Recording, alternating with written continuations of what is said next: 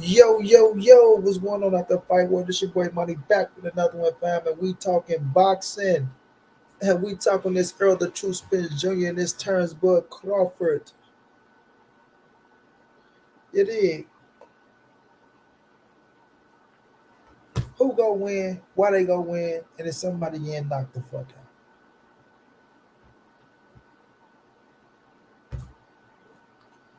Is somebody going to sleep?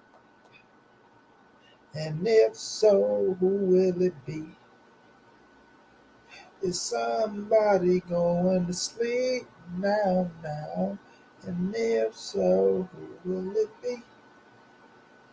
Will it be your dog? Will it be my dog?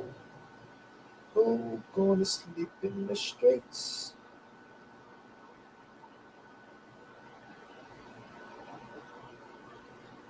Will it be your dog? Will it be my dog? Who gonna sleep in the streets? Be your dog. Y'all smash that like. My brother Omega Mega. My brother Omega Mega. Trendsetter Bling Roll Earl in the decision. Did I say your name right, bro? Trendsetter Bling Roll. Bling bling. Every time I come around your city, bling bling. Pink and rain worth about 50, bling bling. Every time I buy a new ride, bling bling. Lorenzo on Yokohama tires. I be that man with the Lex Bubba. Kenny coat the helicopter with the leather cover. If you're sucking knock, take off your rubber. Then toss that, cause I don't love her. All love. Man that brought a private plane and turn around and saw that bitch, the Juve rain. They put a 30 inch Lorenzo on that thing, man. I see little boys are just don't understand. I'm a 1999 driver. I'm a uptime thorough walk Magnolia BC rider. Toot it up, boot it up. Diamonds be shining up. Motherfuckers be winding up. Niggas been in the second line like damn. Juvenile got me again. Bling bling. Every time I come around, you'll see that bling bling. Paying rain worried about fitted. Bling bling. Every time I buy a new ride, bling bling. The red zone on Yokohama tires. I be that man with the Lex Bubba. Can they call the helicopter with a leather cover? If you're sucking out, okay, toss off the rubber. Then toss that, cause I don't love her, baller. What y'all know about that? Bling bling. Young World say, give me money. Salute, what's going down, Young World? Mr. P, what's going down? Light skin business, what's going down? Tupac, what's going down? Tyra, what's going on? Tyra. How you doing, Tyra? Tyra State Green Team, man. Omega Green Team. That's what I'm talking about. That's what I'm talking about. Mr. P, what's going down in the 405?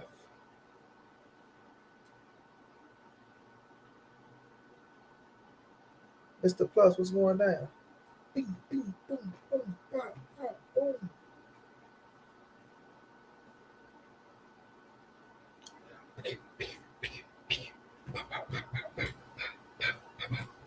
Will he go to sleep? Will he not?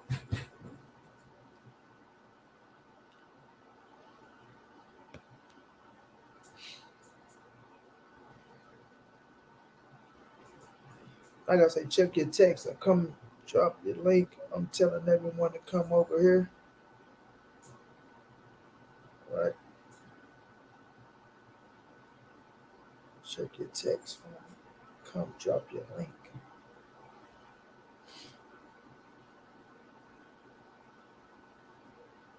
Shit, they gonna come if they gonna come, my boy. They gonna come if they gonna come anyway, champ. The money, what's the donation go for? Young World, everything goes to helping me out every month to get my personal needs to help me, you know what I'm saying, to keep moving, bro. Because insurance that fucked me over for us my personal needs. I don't be like to say too much on her Young World, but I tell you in the email because you know cats be like to take shit and like to make videos on you. But you know, every month, bro, I gotta pay a certain amount to this insurance for me to get, because I'm in a wheelchair, so I got to get my personal needs and shit. So everything y'all donate goes to help me out and get my personal needs and shit like that, so I can keep living, bro. You feel me? Now I'll tell you what those things is in the text message, my brother. But what's going down with you, young world? What's going down with you, champ? Hit those likes, man. Yeah, y'all smash the like button. But just know everything you donate goes to a great cause, my brother. Too big, too durable, and too full tough. Man down. No doubt, my brother, no doubt. Cassandra, Cassandra.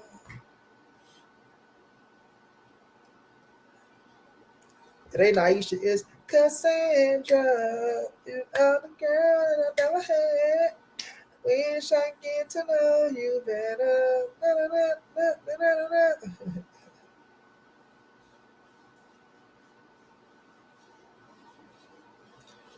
But yes, sir. Nah, Tupac, that's a rich ass fight, my dog. I will be showing it though. I love to be in I would love to be I would love to be in the arena though. I ain't gonna lie to you. I would love to be in that arena though, man. Man, my dog, Young World, man, I appreciate that love, bro. Salute, Young World. I appreciate that love, my dog, for real, man. It's real love, my dog.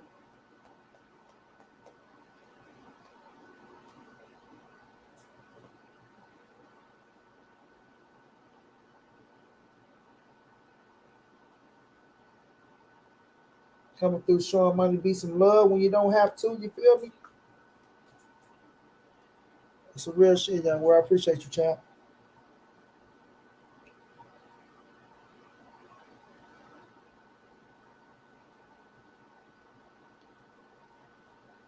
Man, he said,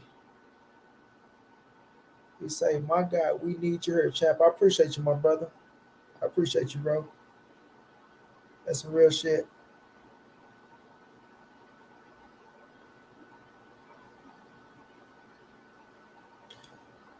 Floyd McLean say, where's all the places in Dallas hosting this fight?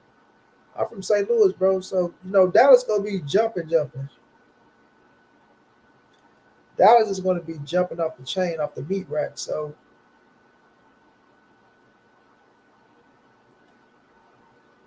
Carlos, what's going on?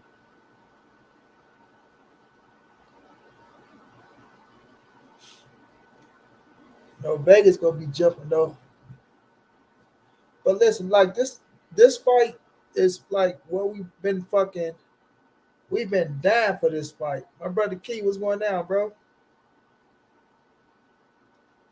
Like we've been down for this fight. For the real ones that really been down, trying to make this fight happen, you know, everybody know we've been down for this fight. You feel me? And it's like when it didn't come to fruition, it broke a lot of people's spirit, bro. You feel me? And I'm one of them. Not saying I was done with boxing and shit like that, but man, y'all don't understand, bro.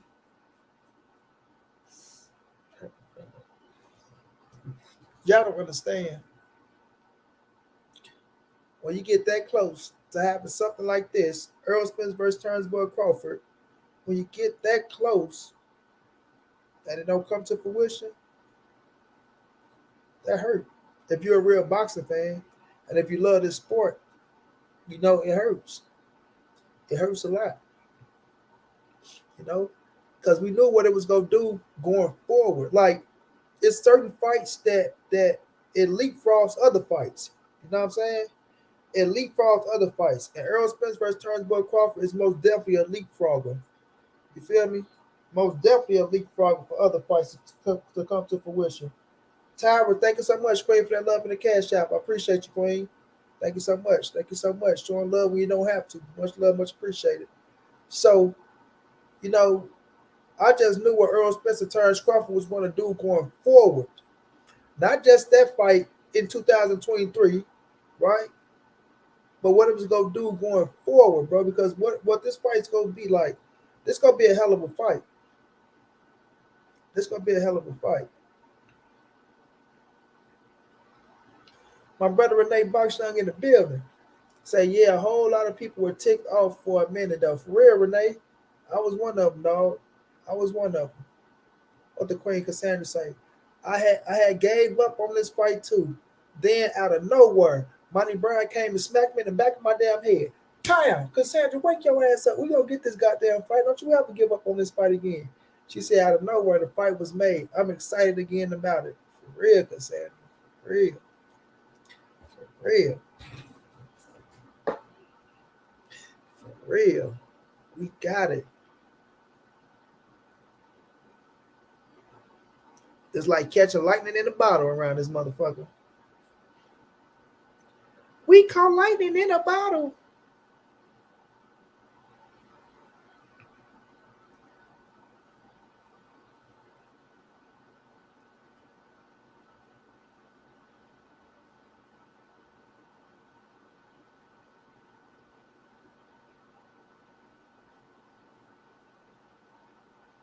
Oh.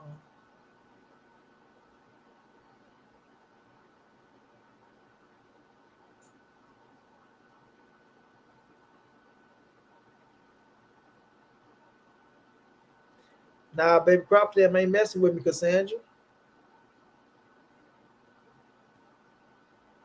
You know, that one none of me.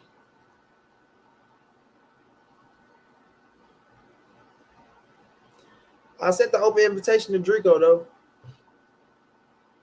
So I don't know if Drico allowed to come back over or not.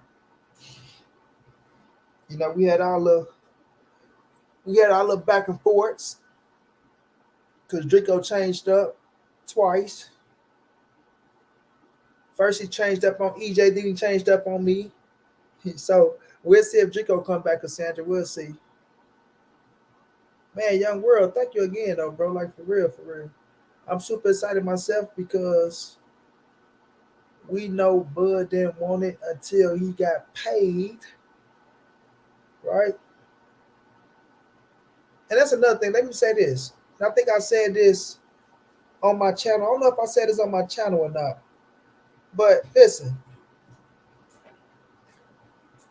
when I was on her going back and forth about the numbers and who deserved this and who deserved that, that's because we were trying to make the fight get made. You know what I'm saying? We wanted the fight. And if somebody was wrong for trying to get extras or didn't deserve X, Y, and Z, and that's the reason why the fight was getting held up, then we was going to speak on that. You feel me? But now that the fight is signed, sealed, and delivered, and Bud got what he got, and Errol got what he got, I don't give a damn. You know what I mean? I don't give a damn at all, right? So people are trying to be like, oh, man, the Spence fanboys, they mad because Bud got paid, because Bud got this, and Bud got that. And Bud, okay, well, good for Bud. All we was trying to do was get the fight made. And if Bud was asking for more than what the fuck he didn't deserve at the time we was trying to, like, if that was holding up the fight, Terence Crawford know damn well he deserved X, Y, not Z. And he's steady crying, trying to get Z when he don't deserve Z. And we can see it as fans saying, Bud, bro, you don't deserve Z. We all see what's going down, right? You're trying to take more than what you're deserving. And if that's the reason why the fight won't happen, then we got the right to step up and speak out for that. You understand? To get the fight made. Now, if he came back and got X, Y, and Z, and the fight got made, then I don't give a damn because we got the fight. But if it was going to hold up the fight, then we had the right to speak on it. But since the fight is made, so what? Errol Spence got to be happy with what he got, right? Terence Crawford is happy with what he got. Now we got the fight, so we can see who got the best. You know what I'm saying? I believe EJ is the best. Some believe Bud is the best. So we just about to find out now. And that's all we wanted to get to, bro. That's all we wanted to get to. Hey, man, you're welcome, bro. Anything I can do to help you and the channel, that's insurance things can do. Man, when I tell you, bro, in Missouri, they man, I ain't gonna even talk about it young world because that shit is damper the show, bro. But when I tell you, insurance in Missouri for us Medicaid ain't shit. If you ain't got Medicare, boy, you gonna be on the struggling way. But because I got the doctor that I got, shouts out to her. She had me since I was 15. She moved heaven and earth for me at times. But sometimes, they just not gonna do it. And the shit that I need them to do, they just not doing. You feel me? So you live and you keep living and you gotta do what you gotta do. But when I seen them do that old woman the way they did that old woman, I knew I didn't stand a chance. Shit. I'm talking about this woman looked like she had to be in her 70s, bro. Had to be in her 70s. When I seen them deny that woman, I'm talking about no feelings, no, oh man, she's granny, let's help her out, you know what I mean? She's the elderly. Wow, man. Well, let's just try to do this for her. Let's just when I seen them deny that, I say, shit, I don't stand a chance. I might as well turn my crippled ass around and go do what I can do, fam. Straight up.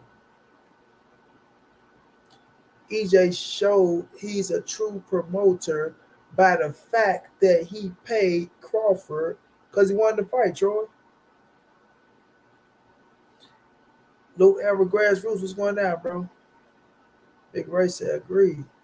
So it's like shit, we got the scrap now, but we know what EJ finna do in that ring. Yeah. We know what EJ about to do in that ring. You know what I'm saying?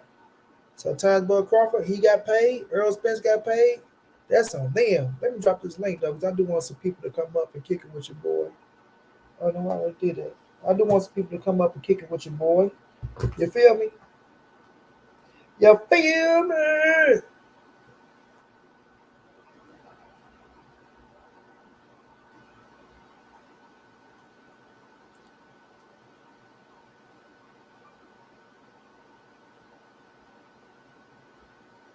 My brother Omega, thank you so much for that love and the cash out, bro. Come on, man. You ain't never got to say a little something. That's a lot of something, bro. Omega, there ain't no little something. That's a lot of something, bro. That's your hard earned money, dog. Whenever you donate your hard earned money to somebody, man, thank you, bro. Thank you. Ain't no little nothing.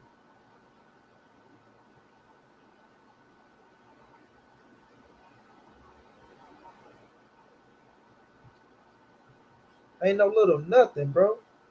When you got a family, you got bills, you got all type of shit.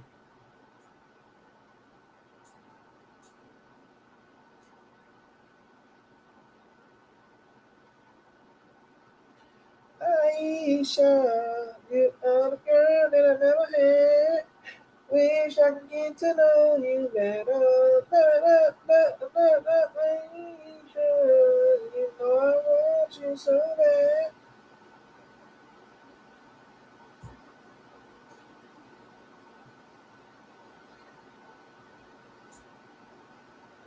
Chess, what's going down, bro?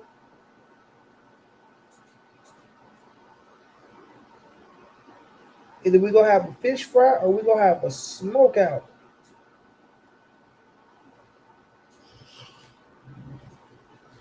DJ Play say Tank versus T.O. confirmed. Nah, DJ Play T.O. to win and fucking T.O. trying to retire. But we need T.O. to keep that same motherfucking energy that he was talking. What my bro Ricky say? Rick say, I feel you, Monty. My daughter got heart failure. Oh, I had to threaten doctors to cold shit the way it needed to.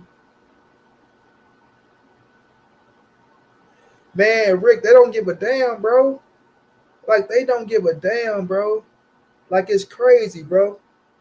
They don't give a damn, fam. Not mad. I just know July 29th, I'm bound to support both brothers. I'm a boxer fan, but I rock with EJ. Nothing wrong with that. Chess, I said, what's up? Fish fried versus smoking on bud tour. I love it. You've been listening to ABC. ABC. If he gonna try to think, you need to. Nope, I don't know why that shit just popped up in my head, Cassandra. You know, I'm a music man, Cassandra. So all type of tunes just pop in my head. I get rock star music, I get rap music, I get R&B, I get blues and jazz, jazz and blues and rhythm. I get old school. I get all shit just be popping up in my head because saying I get to singing all type of shit. Motherfucker might bust out Miley Cyrus. I might bust out some Taylor Swift in this motherfucker. I just get to sing and shit. Like I do. I just get to sing and shit. I get to singing. I get to making up shit. Yeah, no doubt. Renee, prayers up for Rick's daughter for sure, man. We pray that she's doing a-okay. I would give my life and my health for a child in a heartbeat. Adonis K3 said, Earl said it best. About to break his will, about to break his will, Bud gets out punched and out worked.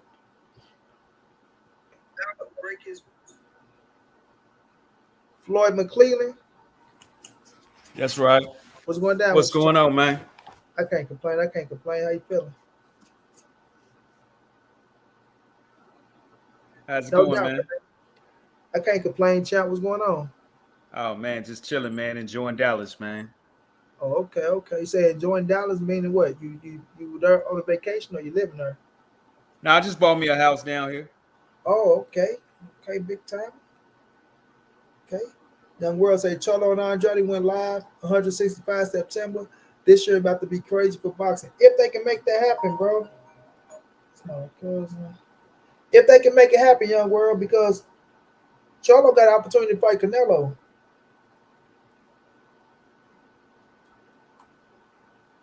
right? Charlo got an opportunity to fight Canelo, bro, in September. So I don't know if we got to see and see how that play out because if this they said Canelo and Badu Jack, but they having situations over the weight. So Badu them saying by them being that cruiserweight, they not budging. You feel me? They got everything else in play. But if you want to come and fight for a cruiserweight title, they say you need to bring your ass to cruiserweight. So we gonna see how that work out with Canelo, and then Charlo is right there for the backup. So I'm gonna tell people this: Canelo is not leaving boxing without fighting Jamal Charlo. If Jamal Charlo can stay undefeated and don't lose, he got himself a Canelo Alvarez fight. Like for some reason, Canelo wants Jamal Charlo. Like he been saying that for a while, bro.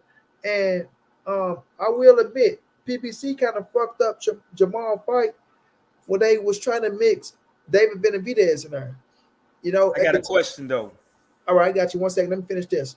When at the time when they was trying to get the deal set up with Charlo and Andrade, Canelo just wanted Charlo. So Charlo would have had an opportunity to fight Canelo at the first time when Bill got the fight.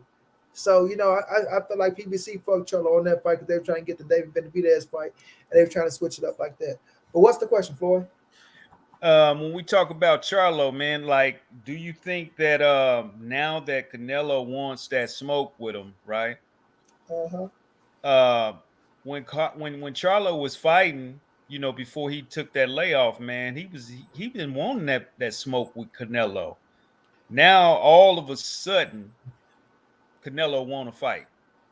And I just think, like, man, he just want an advantage, man. Why you don't take this man when he was, you know, hot, had everything going, and he didn't take any off time. Why you didn't take him on in? Well, So do you You know think? I'm a Canelo guy, right? Yeah. So when Charlo team turned the fight down, right? When they tried to get him to fight, and I know they didn't want it to happen because they didn't want Charlo to go to the zone at the time, right? That's Okay. at the time where Eddie Hearn there, they had all the middleweights over there and shit like that. And Charlo then was like, they not budging, they not going over to the zone, and they turned the fight down. Now, Oh, okay. but now in this situation, like I said, when Charlo after the plant fight, excuse me, after the plant fight, Charlo was an option. And at Okay. that time, once again, PBC they wanted to put um they wanted to put um David Benavidez and Charlo in the package. And that's Mm. when JD was going down. That's when Canelo took um Bivol and Triple G, right? So they wanted, and it wasn't that at first. It wasn't going back and forth in a package deal. That's when Matchroom got in play when they started making it a package deal, and then Matchroom then came with Triple G and a Demetri Bivol 2 fight deal. When if PBC would have just offered Jamal Charlo, then Jamal Charlo would have got that fight out the Kingdom Plant instead of Demetri Bivol. But because they came with the package and Canelo wasn't trying to fight David Benavidez, they kind of fucked it up for Jamal Charlo again. But for some reason, man, Canelo feel like he owed Jamal Charlo a fight. So I look at it like this, Floyd. Whether you ready or not, even though Jamal Cholo been on this little hiatus and shit like that, people like, oh man, it's this, that, and the third. If you get an opportunity to fight Canelo, you got to take that bitch. And you got to jump your ass in the gym and do what you do best. Spar the best motherfuckers that you can get, and you got to get ready for the fight because you don't want to miss out on that opportunity. Like, that's a big time opportunity. Win, lose, or draw. You know what I'm saying? Win, lose, or draw. Regardless of how people looking at it, oh man, you've been in a fucked up position, this, that, and the third. Shit, we seen Sugar Ray Leonard come back from a 3-year layoff and go with more of a Hagler. You know what I'm saying? So you got to be ready for it. And mentally, you just gotta zone out, say fuck everything, and get ready because you've been seeing flaws in Canelo Alvarez, right? You seen Bivol beat him. You see him go out there and fight Triple G. People say he want the best Canelo. You see him go out there and fight the UK boy, John Ryder. People say he want the best Canelo. And I say Jamal Charlo, to me, is better than um, um, fucking Triple G and John Ryder. You know what I'm saying? I just can't put him above Bivol because Bivol, I like Bivol's skill set.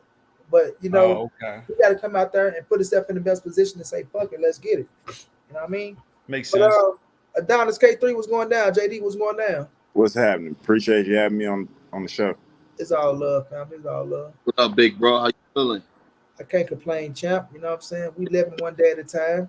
In that tournament, man, I just wanted to say that, man. I was rooting for you, bro. I ain't gonna hold you. I appreciate it. That slick ass shit, though, and I was mad about it. Hey, like I say, I stand my ground on what I say, bro. I feel like the third question shouldn't have been a question.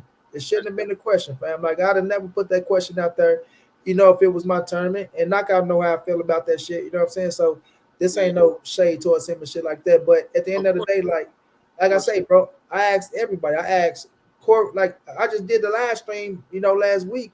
I had Hall of Fame trainers, Hall of Fame fighters, and I referenced it. I said, hey, y'all, who had the better career out of Sugar Ray Leonard and Floyd Money Mayweather? That shit was unanimous, Floyd Mayweather, bro, because it's just common sense, bro. You don't ask that question. But I did the best thing I can do with it. You feel me? I focused on the resumes. I focused on the era. Like I say, my brother BFTB was like, oh, well, Monty, you left out Undisputed with Sugar Ray Leonard, which I didn't leave it out, but I couldn't focus on I couldn't focus on accolades and the money and shit like that because he don't stand a chance, which he didn't stand a chance in the first place. So I had to drill home.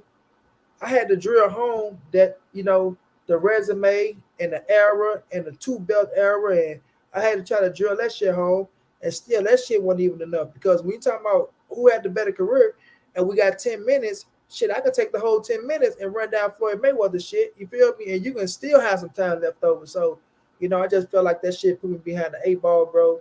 That shit shouldn't have been a question. And, King G did what he's supposed to do with a question like that. Salute to him. Like, no shade to him, but, that shit just wasn't right, bro. Like I said, man, if it was anybody else outside of him, I feel like they would have lost. Let me keep it a buck with you.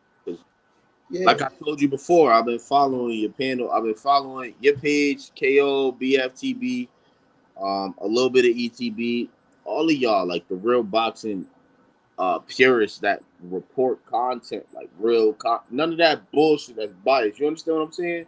So when you look at the landscape of it, I understand, but as a spectator, I see how the question could be as tricky as it is and why it was selected as the question, as the basis for the final battle, if you will, in the tournament. The tourney that shit was truly for somebody that you need to be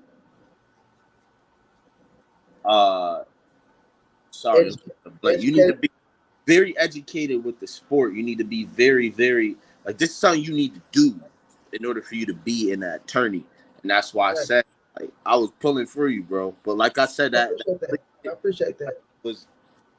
I get where you coming from. Yeah, but that's all I'm saying. I came here for the Bud and Spence shit, you know. No This a question that I just got off KO panel about, and one of the questions was, who has the better lead hand? Oh, for us to lead hand, it got to be Errol Spence. You know, it got to be Errol Spence because we know that Errol Spence, he for us his output. You know, this motherfucker throws like 100 punches around, but he always lead off with his jab. You know what I'm saying? So the jab is always gonna be there for Spence because he's more fundamentally sound. That's why people like to talk about Spence. And he's more fundamentally sound, meaning he never stopped throwing his jab. But Terence Crawford work his jab like a motherfucker too now. You know what I'm saying? It ain't like he don't go out there and set his shit up behind his jab. But it's just that when you see Errol Spence, he's more times, how can I put it? 9 times out of 10, he's always first, right? Like EJ gonna be first with getting off. Terence Crawford like to try to counter me more times, right? But Errol gonna always be the first person that he gonna initiate that shit and make your ass come on and fight. You know what I'm saying? So throw a jab. It's like, go ahead, continue. My bad. Oh no. That's what I was saying though. Just Errol gonna always be first with his jab and shit like that. When Bud will sit back and wait, and he'll let you throw your jab, and he'll end up countering your ass. You know, so. To me, it got to be Errol Spence, bro. You feel me? It got to be EJ. Do you think that? Oh, I'm sorry. My fault. No, you good. You good. Listen, I just wanted to say, like, we got to look at, like, I don't understand why this shit is so hard. Like, we got to look at the competition and the level and at what point Errol is utilizing his fucking jab, bro. This dude is a machine. Like, when I say he's a machine, bro, like Bud gonna get outworked and outpunched. It's just certain little shit he do. I have experience with putting gloves on in the ring with somebody that was much bigger than me, like, and they like 175, and this guy, his output is so fucking low, and he gets in the ring with somebody I know that has extremely high output, and it's not only is the output, all his punches are straight, all of his punches, when he throw that shit, he twist it back and that shit come right back here. You understand what I'm saying? Little shit, he really uses fundamentals. Like when you throw that punch, his shoulder is fucking defense, bro. It's not like, you know, that like little shit that Bud fans like to say about Bud catching Errol in exchanges and counter punching him.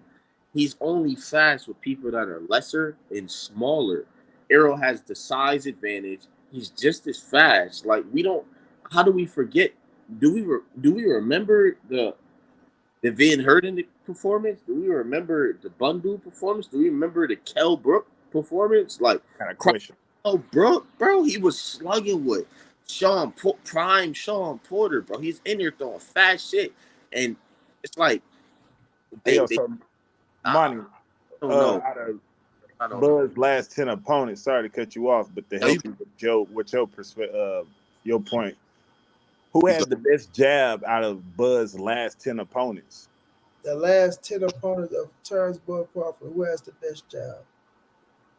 You know what I'm saying? Because that's going to be the big factor, like how we point out right now. It's going to be a big factor that Errol's jab is going to be out there pumping. Kell Brook, bro. Yeah. Kell Brook. My bad. I was reading the Kell Brook. And you saw how Kell Brook had success with his jab. And not only that, he bust him up like within 3 rounds. Terence Crawford his eye was busted up. This whole side, whole right side of his, left side of his face. You look in the pressure, his shit was lumped up, bro. And that was from round 1 to 6. That's what I'm saying. Or 4, my fault. 1-4, however long the fight went. I think it went to the 8th round. And furthermore, I feel like this is going to be a battle of range. And who do you think going to control that range? Errol Spence is the master controlling the range. Yeah.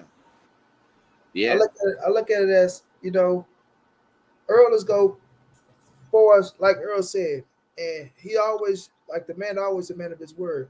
The first 3 to 4 rounds is gonna be them filling each other out, but I think the last 8 is gonna be we working.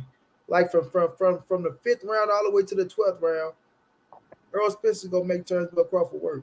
And that's why I'm telling people. A lot of people looking at Bud for us, his legs, this, that, and third. But if you look at Terence Crawford at 147, he don't move like that because he get caught up. And I ain't gonna say he gets caught up, but he got caught up and proven that he's just as strong as these dudes, and that he can get them up out of there. And sometimes they can get stuck in your head too. Oh man, I'm knocking these boys out. I'm going out there to knock them out and prove some shit. But I think like even when you see EJ and you look at Terence Crawford and when we see them in front of each other, you can tell size wise, Errol Spence is the bigger fighter. For us, the mass is everything. So I just think people forget how good Errol Spence is with cutting the ring off and forcing you to fight. People say, "Oh, Dennis Ugas was a punching bag." No, Dennis Ugas was forced to fight. Danny Garcia was forced to fight. Even though Sean Porter, that's his style. A lot of people make it as if, oh man, Sean Porter took the fight to Errol Spence. No, Errol Spence already told y'all what he was gonna do. But Errol Spence style, when he want to, is forcing you to fight. So you know what I'm saying? Sean Porter was forced to fight as well. And you just see how Errol Spence got more dog in him when it come down to fighting like that. Terence Crawford, you can tell when he was forced to fight with Sean Porter, he made the good adjustments right at around the 9th round. He made the good adjustments to where he could find a range of distance and catch Sean Porter. That's because Sean Porter was coming in wild and reckless. Earl Spence ain't gonna be wild and reckless. So when he forced you to fight, when he forced you to fight, it's still gonna be in a fundamentally sound way to have Earl Spence do it.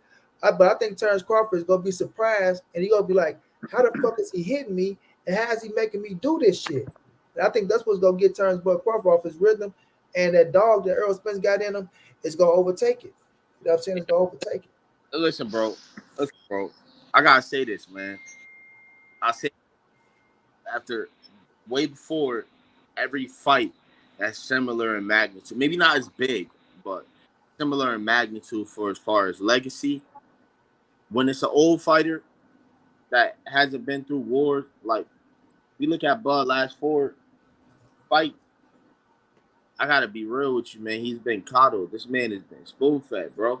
And Father Time is undefeated. Avanesian, he was on the back foot. I've been hearing people saying that Bud is going to walk Errol down. That's not what's going to happen, bro. Definitely going to be on the back foot. Errol down. Bud is going to get walked down. That shit going to be in the center of the ring. And just like KO said, when Bud check Errol 10, he going to check that shit hard. And 2 things going to happen. 1, Errol going to feel like shit, and he might move back. Readjust, stay on the outside because he's big enough to do it, right? Or he gonna come forward. He gonna smile like Tank do when that shit ain't hurt. He gonna come forward. That nigga smirk like he did with Ugas. It's over with. See what Earl said. Earl was saying that he's gonna break him, and you got to keep in mind, man. Earl believe in that. He really gonna really come in to break this dude. Like that's what he about, man. That's what they about, and they coming in there to wreck shop. Yeah, man, it's gonna be devastating. And like think about Errol Spence is built for punishment, bro. Yeah, Errol will beat you up, like beat you up, like beat the shit out of you. Like it's not a game. Everything, bro. He punching on your arms, your neck, your chest, your ribs, your legs, your hips, everything. Leaning on you. Fucking shaking you up. He punching in the clinch. He throwing shit. Like, look at round 6 of the Ugas fight, man. Grabbing Earl Spence ain't gonna even stop him. That dude is just like he was not gonna let you grab him. Like, get the fuck off, and Errol, like he walking to him, like he's throwing shit way out yonder. But I do respect Bud being able to turn. Up. Bro, that shit gonna be bad. How you feel about that, Money? I do respect that Bud has the ability to turn, Earl. Well, the turn is make you reset, right? So when we're looking at that, people like, oh, you gonna get in there and he gonna step around you and make you turn things of that nature. Those angles, right? And those angles that you get for us when you are a southpaw going up against an orthodox fighter. And I tell people this all the time. When you go orthodox when you go southpaw versus southpaw, you don't have them angles no more, fam. Like those angles are gone. It's all about who get to place their foot in the right position, but it's all about fighting. You know what I'm saying? Donito Donaire broke that down beautifully when he was talking about Earl and Manny Pacquiao. You know what I mean? For as once you turn southpaw and you got southpaw versus southpaw, the angles that you got that you throw orthodox fighter off with, you can't do that against a southpaw fighter. Now it comes off on who's going to be first and who can take that shit. You know what I mean? And that's what it's going to be with Terence Bud Crawford. So it's going, like I say, Errol Spence normally gets off first, and I don't see nothing different with Bud being the counterpuncher. I just think Bud probably have a little bit more tag speed, and what's dangerous with Terence Bud Crawford, and I've been saying this since the beginning, is him punching with you. You know what I'm saying? He has the ability to punch with you, and he has the ability to get small and to get there first. And that's what Errol will have to watch out for. Swinging with one another, because they go be in that bitch throwing them, and not getting caught on your shit when you wide open and both of y'all throwing with each other. What they be trying to say, don't hook with a hooker. Both of them are hookers because both of them too fast. But Earl is built for that shit. Let me catch this super chat and then you can go, my G. Mac D say it bothers me when people bring up Earl getting hurt by Ugas as if he got hit with a setup punch when it was a free shot due to the ref. Facts, Mac. That's a fact. That's granted to Earl Chin. That shows you how well his guard was completely down and ate it like chicken tenders. Facts. He got 10 check, literally check with no mouthpiece. That nigga smiled and took a few more. Like that nigga's a monster, bro. Listen, money,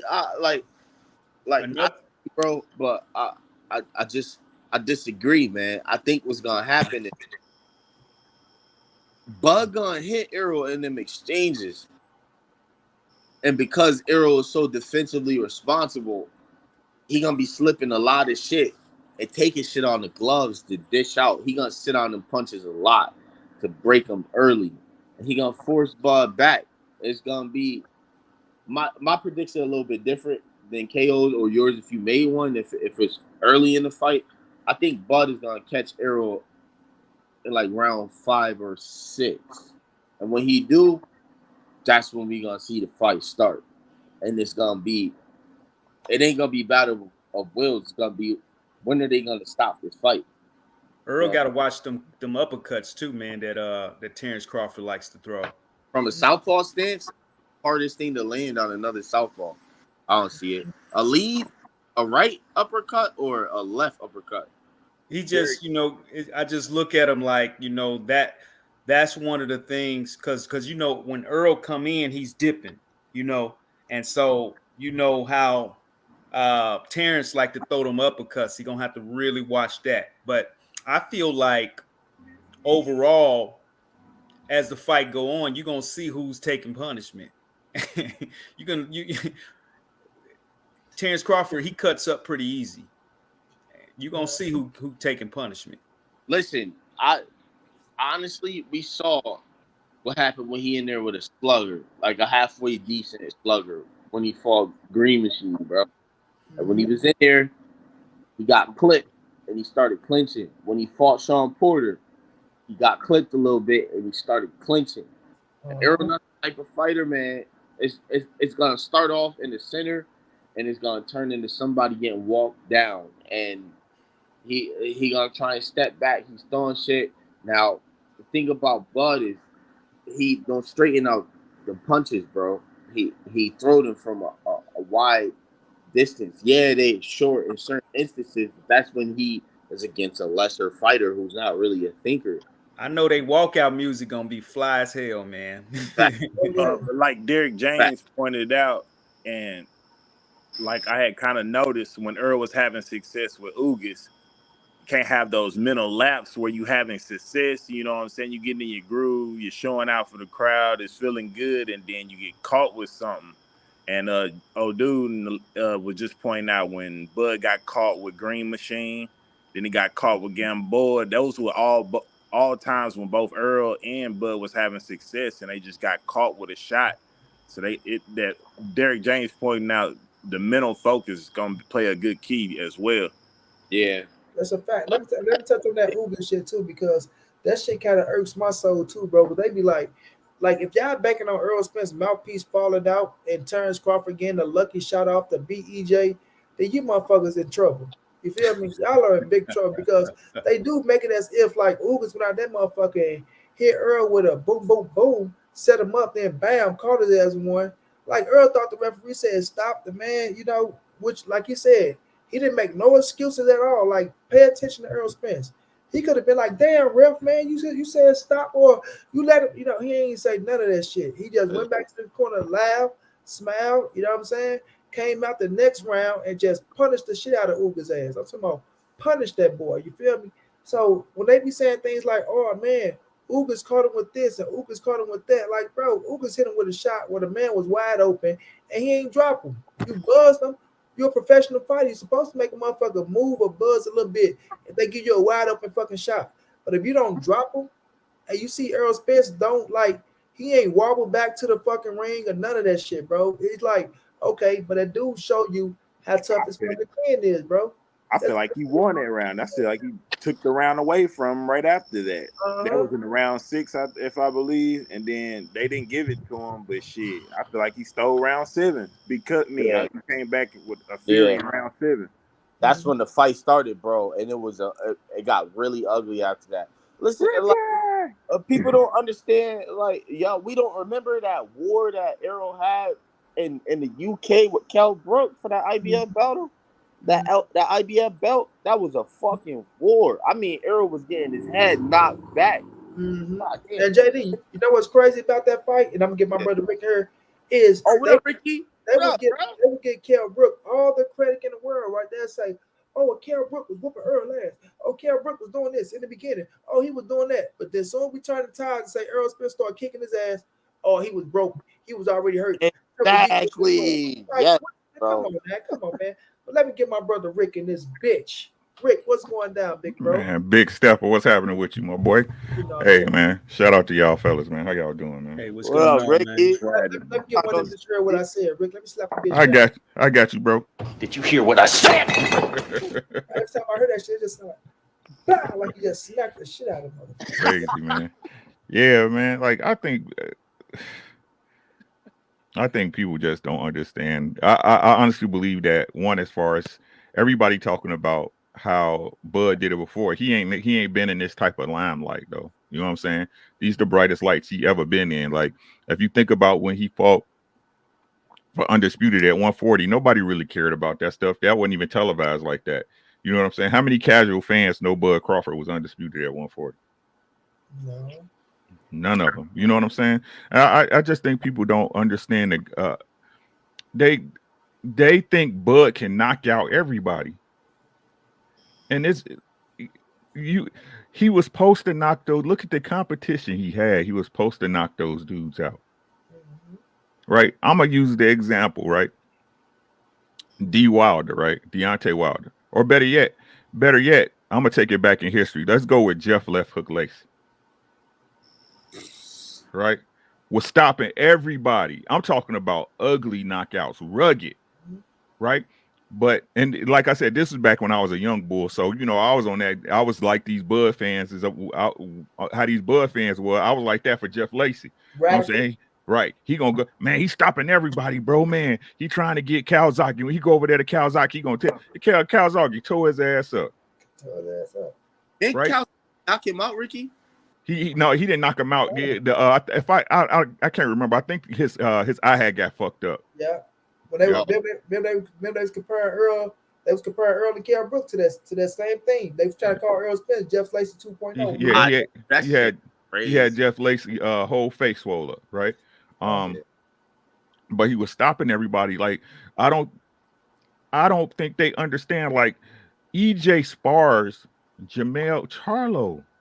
Undisputed champ of the world. Somebody we know who he got cracks. Look what 15 rounds too, bro. Like I'm telling y'all, like when the fight's going to be over, right? Because both ain't nobody trying to get caught. Let's be honest, right? These are two professional fighters. They're gonna come out there. They're gonna feel. I think EJ gonna be coming forward, but he ain't gonna be coming forward stupid. You know what I'm saying? He's gonna be coming behind that jab. You know what I'm saying? Trying to work that angle so he can smother that side and come in and work on the inside, right? So, but when the fight's gonna start, right? The fight gonna really start is when EJ take a shit when Bud land clean, and EJ still coming. Mm-hmm. That's when the fight gonna start, right?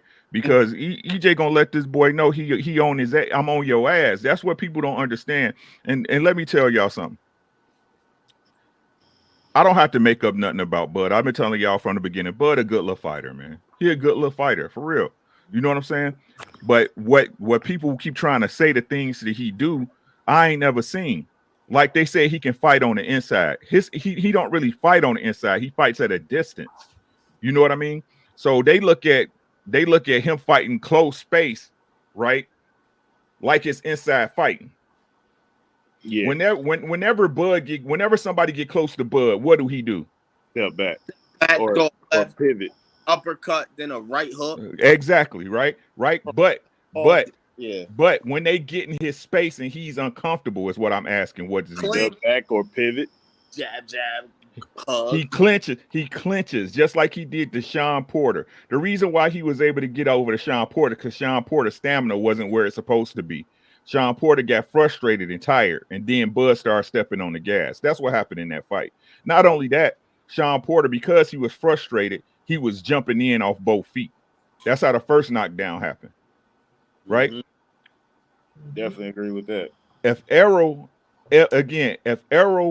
does what I like, people, me personally, how I look at it like this. I look at it like this. Bud has to do something spectacular to beat EJ. He got to knock him out with one shot. Y'all know what I'm saying? He got to do something spectacular. But EJ just got to do what EJ did to every other fighter. Outwork him. All he got to do is do what he did with every other fighter. Get close and go to work. And, I've been hearing a lot of people say, well, Bud, he can move, he can do this and that. But a lot what people fail to realize is since Bud came to 147, he ain't been moving like he was at 135 and 140. He ain't moved like that. He likes to stay still, and try to catch you, with one of those counter shots or punching in between. And the thing is that if you ain't got them legs like you had at 135, you ain't got nothing for EJ, because EJ gonna cut that ring off and he gonna be chopping at that tree. Hey Ricky, I'm on my phone. Ain't no tree to chop. Bud little as fuck, bro. Bush, bro. Hey Ricky, I'm on my phone. Killer, bro. He ain't doing none of that chopping the tree, nigga. He gonna get a lawnmower, a weed and a bush cutter, a hedge trimmer, and he gonna cut the fucking bush. That's what's gonna end up happening. That Bud is so little, that nigga is small, and when he get in that wide stance, start resetting and like Lomachenko do when you in a southpaw stance, and giving his left side away. Errol gonna pop that nigga with that jab, bro. Like 2, 3, maybe 4 or 5 times, bro. He gonna line it up. Bud gonna try to step back and get hit with a straight right or left. My bad, straight left. How Green Machine hit that nigga, and he gonna step back like, oh shit. I'm telling you, bro. Somebody trying to ask Ricky something. Who trying to ask Rick something? Oh, my fault. Yeah, Rick, I'm on my phone. Can you do you mind looking up the punch stats of Terence Crawford's highest punch out rate, Gotcha. and Errol Spence's lowest punch out rate? Oh. And that's gonna show a lot right there. I get where you're going, right? Like, let me sip this out in 1 second. I get where you're going. But like I told you, Errol Spence is gonna make him work anyway. Like, that's for sure. Like, you're going to work with him. No matter who you is, bro. If you're saying you're on that level and you think you're gonna move, like, you're not beating Errol Spence going backwards. A lot of people keep saying, oh, Terence Crawford can fight going backwards. And Terence Crawford, you not beating Errol Spence going backwards, bro. That's just not gonna happen. He's not gonna let you beat him going backwards. Oh, you land, he walking in and just walking into shots and bam, you catch him with this, bam, you catch him with that. Now you're able to turn, get out the way, and all that shit. No. That's not gonna beat this fight, homie. Not at all. Don't give up too many rounds. And you're not gonna knock Errol out with that chin he got. And a lot of people don't peep this either. Bud been fighting a bunch of little dudes too, man. Yo, who said in the comment, Ricky? Did you see that? Somebody said that Bud is the same size as Mikey, Ricky. Yeah, like David Avenesian was a small dude. We all know Sean Porter ain't the tallest dude. You know what I'm saying? The biggest dude. Yeah.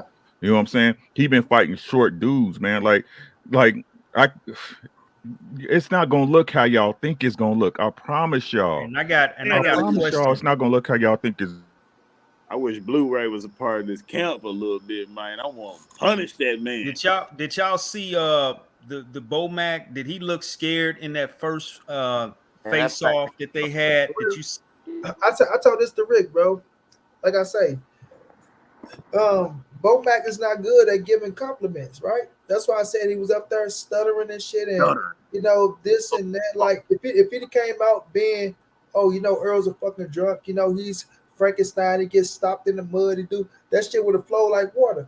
But instead, that nigga had to go up and that motherfucker and say Errol was he's a good fight. It's gonna be a good fight. And it was hurting his soul that he had to get credit. Like I say, now that y'all there face to face, right? All that bullshit is out the door. You ain't a camera in your face, we can just run your mouth. Or you know what I'm saying? He got on Errol Spence draws, get him out of here. Oh, he going for Errol Spence exclusive TV. What's going down? Get him out of here. No, you got to get your ass up there now. You right there with EJ face to face. You got to deal with that animal now. You feel me? Just can't talk that bullshit when you right there because now you got him coming back at your ass. So and you know what? Let me finish this. So when you were sitting there and they was talking and shit like that, it was eating them up. But it's just like it's reality now, bro. It's reality. All that you can talk all the shit in the world. We know you ain't got that man coming up next because now you got to prove that shit. So everything that you say, and it's still all documented because we all got to process in our head all the shit that he said about Errol Spence and things of that nature. And I fuck with Bomac. We cool. We go back and forth. We talk to one another and shit like that. But he know I call him out on the bullshit that he was saying. But now you have to prove that shit now. You know what I'm saying? And now that's what's in the mix now. So we gonna see how it go. But go ahead, Floyd. Was that you? Oh yeah, I was basically just gonna say, see at first, they was talking, all this talk was going on because the actual fight wasn't happening. Now I think that it's a reality. It started to sink in. Oh man, we got to deal. We got to see this boy. You know what I mean? It all that old talking back and forth. You got to really see this boy. And EJ coming. Like it was already through the negotiations. As you notice, every time that question get asked, somebody always choose to not answer it and say, "Oh well, the fight is here," and so on and so forth. But the fact is EJ went on and went along with it because EJ like, man, I'm gonna get you in this ring, man. And you know what I'm saying? We're gonna cut this talking out. We finna see what it's really about. Yeah, you got what he want. Let me catch a super chat and somebody can go say on the all access epilogue, the ref said stop, and that's why Spence started looking for the mouthpiece. The ref should have stepped in after he said stop. Well, shit happened, man. It's protect yourself at all time. Uga was right there. He took advantage of an opportunity. And like I say, Errol Spence ain't cry about it. You know what I mean? He ain't say shit in the post fight, but that was on me. I should have, kept my hands up, protect yourself at all times. But it wasn't the deciding factor on the wrong side of history. He got a few shots off, and Errol Spence came back and punished his ass. So that's how that went. But I appreciate the love, Matt. Man, I got the numbers right now, bro. It say this per CompuBox. Average jabs thrown per round. Errol Spence is on the list at the top 10 at 34.4 jabs per round. Bud's not even on that list. Power connect percentage, Bud Crawford 46.2. Now, please note, guys, this is against the fighters they face. Competition matters, okay, guys? So we got Terence Crawford at 46.2 power connect percentage. Errol Spence is a smidge under him at 45.4. Who say it one more time for the motherfuckers that didn't hear what you said. For power connect percentage, Terence Crawford is at 46.2. Errol Spence is at 45.4. For jabs, Bud's not even on the list of the top 10. Errol Spence is at 34.4 jabs thrown per round. Now, what does that tell these bug fanatics, bro? You mean to tell me you're going to wait 8 rounds to turn up the heat with Errol Spence, bro? Well, what they going to say? He's collecting data. He's collecting a whole bunch of punches on his. That's the data he's going to be collecting. Damn, this thing can punch. Oh, shit, that one really hurt. This thing really could punch. That's what the fuck he's going to be collecting. That's if I think what they banking off of is I think they're gonna be able to slow the fight down, right? And that's yeah. not gonna happen. Like Errol Spence is not gonna let you slow the fight down, bro.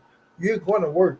Like he's like it's just like Sugar Ray Leonard. He's gonna make your ass fight. Like every second of the round, he's coming to make you fight, bro. And he's not gonna let you relax because he know that's what you want. And once he gets you in that position to where you look like you don't want to fight, that's when he really go try to kill your ass. Then you know what I'm saying? When you get to the point where you're like, damn, this motherfucker continue to come in, shit, I can't get a break, and he feel it and he sense it. Like you say, once you get a feel for it, it's really go beyond. Don't let him sense it, because like you say, he want to hurt him. Like he want to hurt him. Like he really want to fuck him up inside that square circle.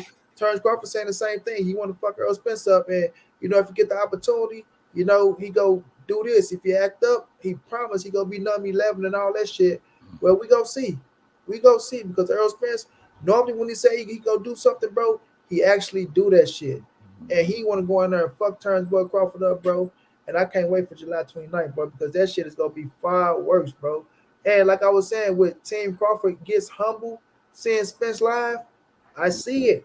I see it, bro. Like all of the tough talk and motherfucker. No, we don't have to, go back and forth one another to sell the fight. This, that. But you see, Earl, he want that confrontation a little bit. He want to turn that shit up a little bit. That's why he jumped out there and said the shit that he was saying. But they had come back with the little calm down, humble shit, But Earl want that smoke for real. Like I said, ain't no friends here, ain't none of that shit. And July 29th, bro, man, we in for something special. Hey, y'all better look. Yeah, I heard somebody say this before, and I think it rings true. There's like Errol Spence know a lot of these guys don't want to really fight in there. It was Greg, right. He know that people don't really want to fight in there. I hope Bud the dog y'all say he is, bro. I hope like it's different when it's different when an alpha against somebody, alpha dog against somebody they know they can run over. It's different. It's different, right? Like it's said, different. Bro, you could be the baddest man then. And I'm sorry to cut you off, Rick. Listen, no, you good, bro. Nobody is saying Bud is trash. The link is right there if you want to get up here and speak your piece on Terence Bud Crawford. You'll become a 3-division world champion, 4 undisputed current WBO welterweight world champion. Some people consider you number 1 pound fighter in a while. Nobody consider you trash, bro. But we just telling you compared to Errol Spence, what's going to happen inside that square circle. It just so happened you got motherfuckers up here that got Errol Spence as the victor, and we're giving you our reasoning on why we think Errol Spence is going to do what he going to do, fam. You know what I'm saying? So I hate that shit when people see us talking, and because we not praising Bud, and I ain't gonna even say praising, but we not saying, oh, Bud go win the fight, or Bud can do this and Bud can do that. We gotta feel like he trash. Fuck no.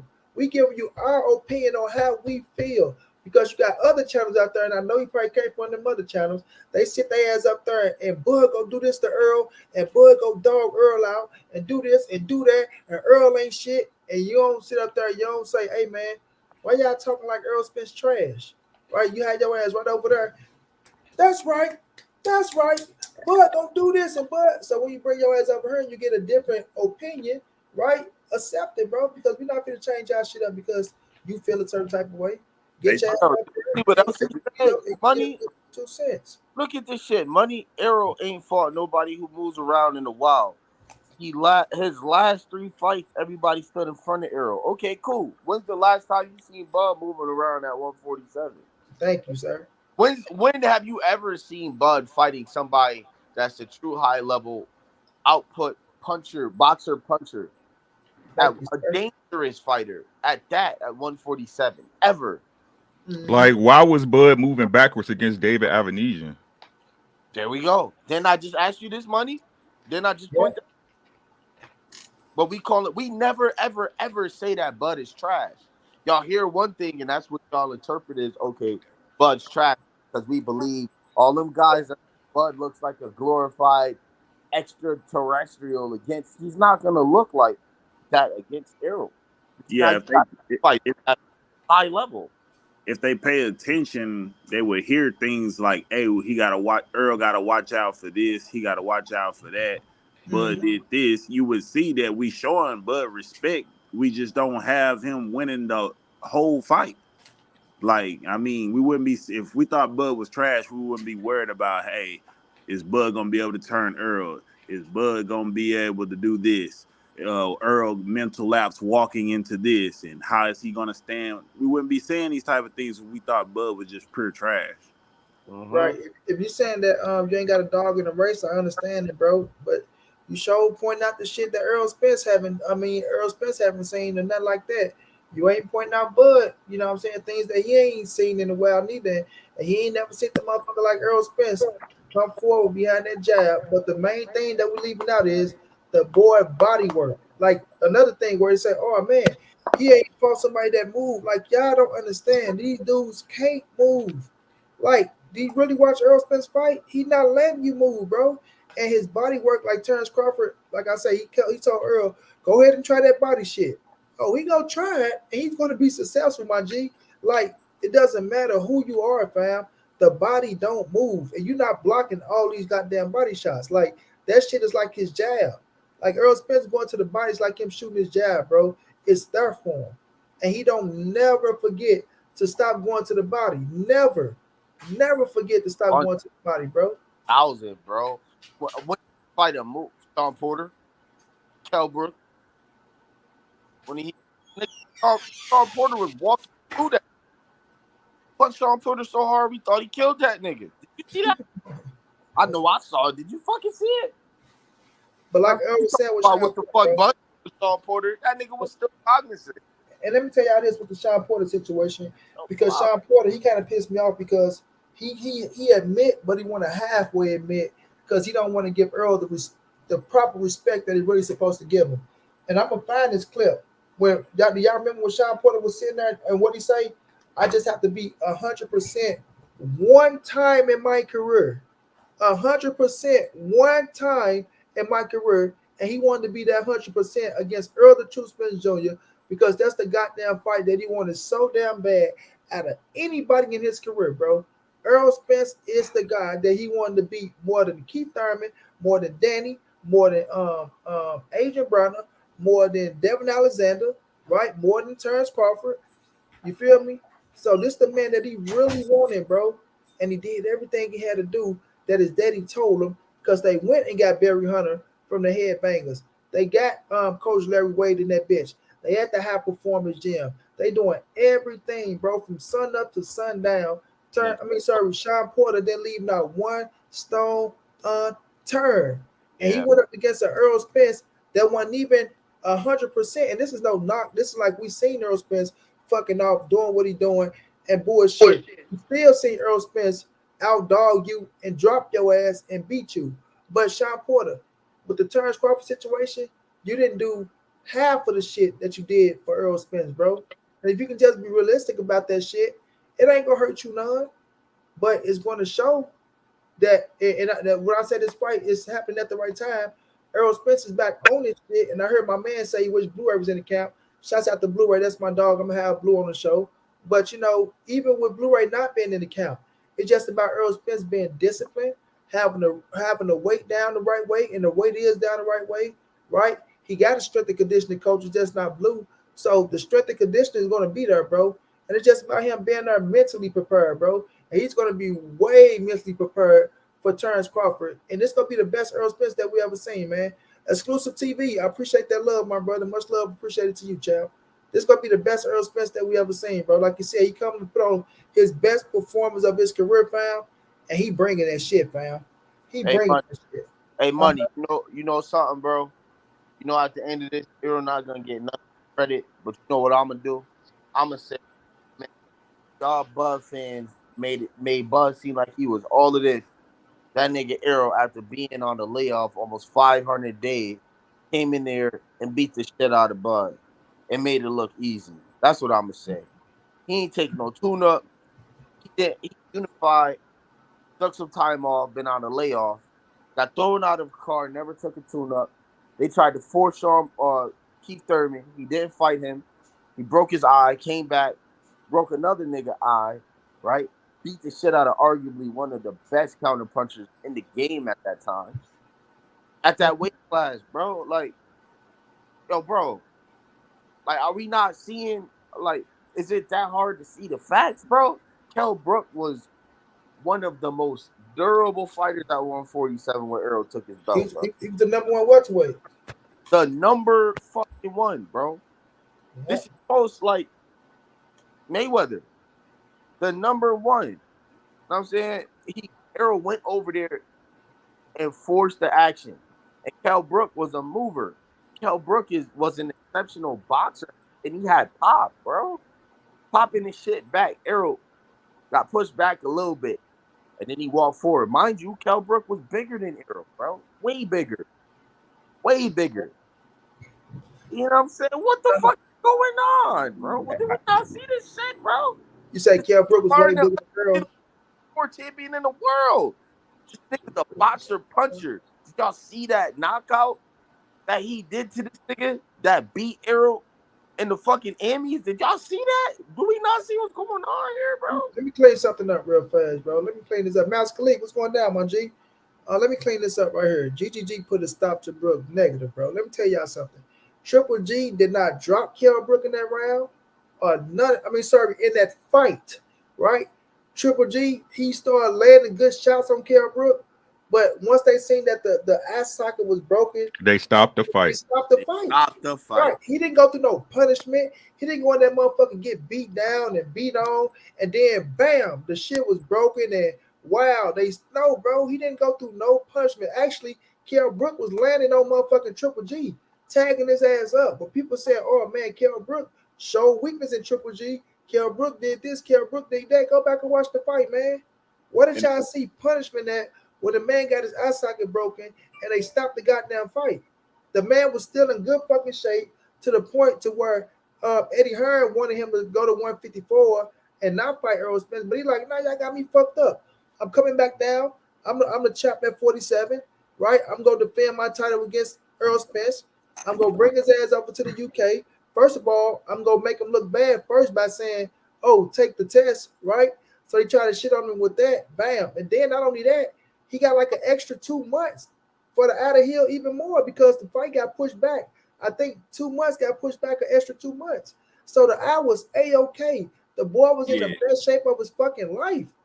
Even Eddie Hearn came back and said, you know what? I had to give it to Cal.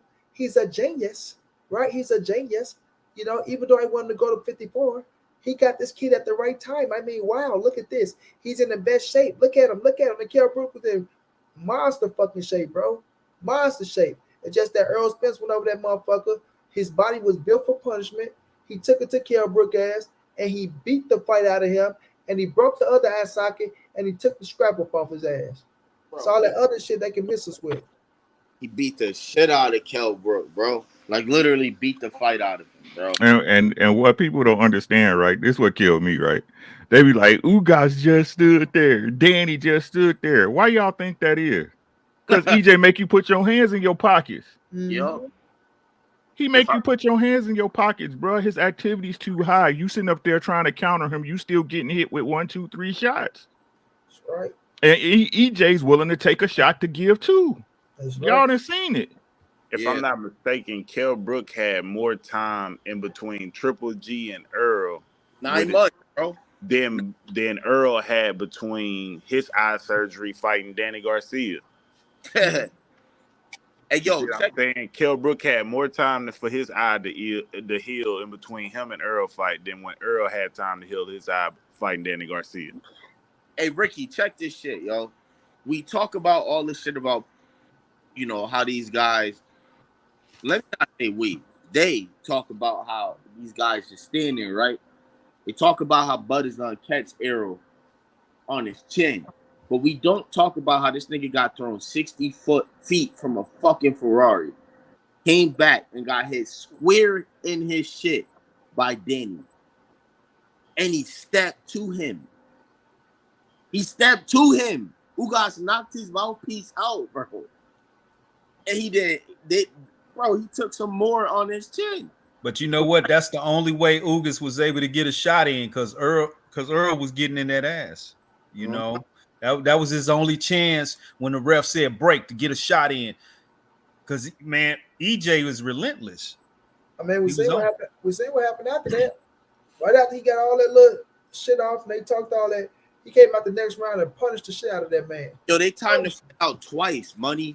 the 8th round and the 10th round. They timed it out. That nigga eye was swole 2 rounds later, bro. And I went to that fight. I was there. Me too. It was a good fight.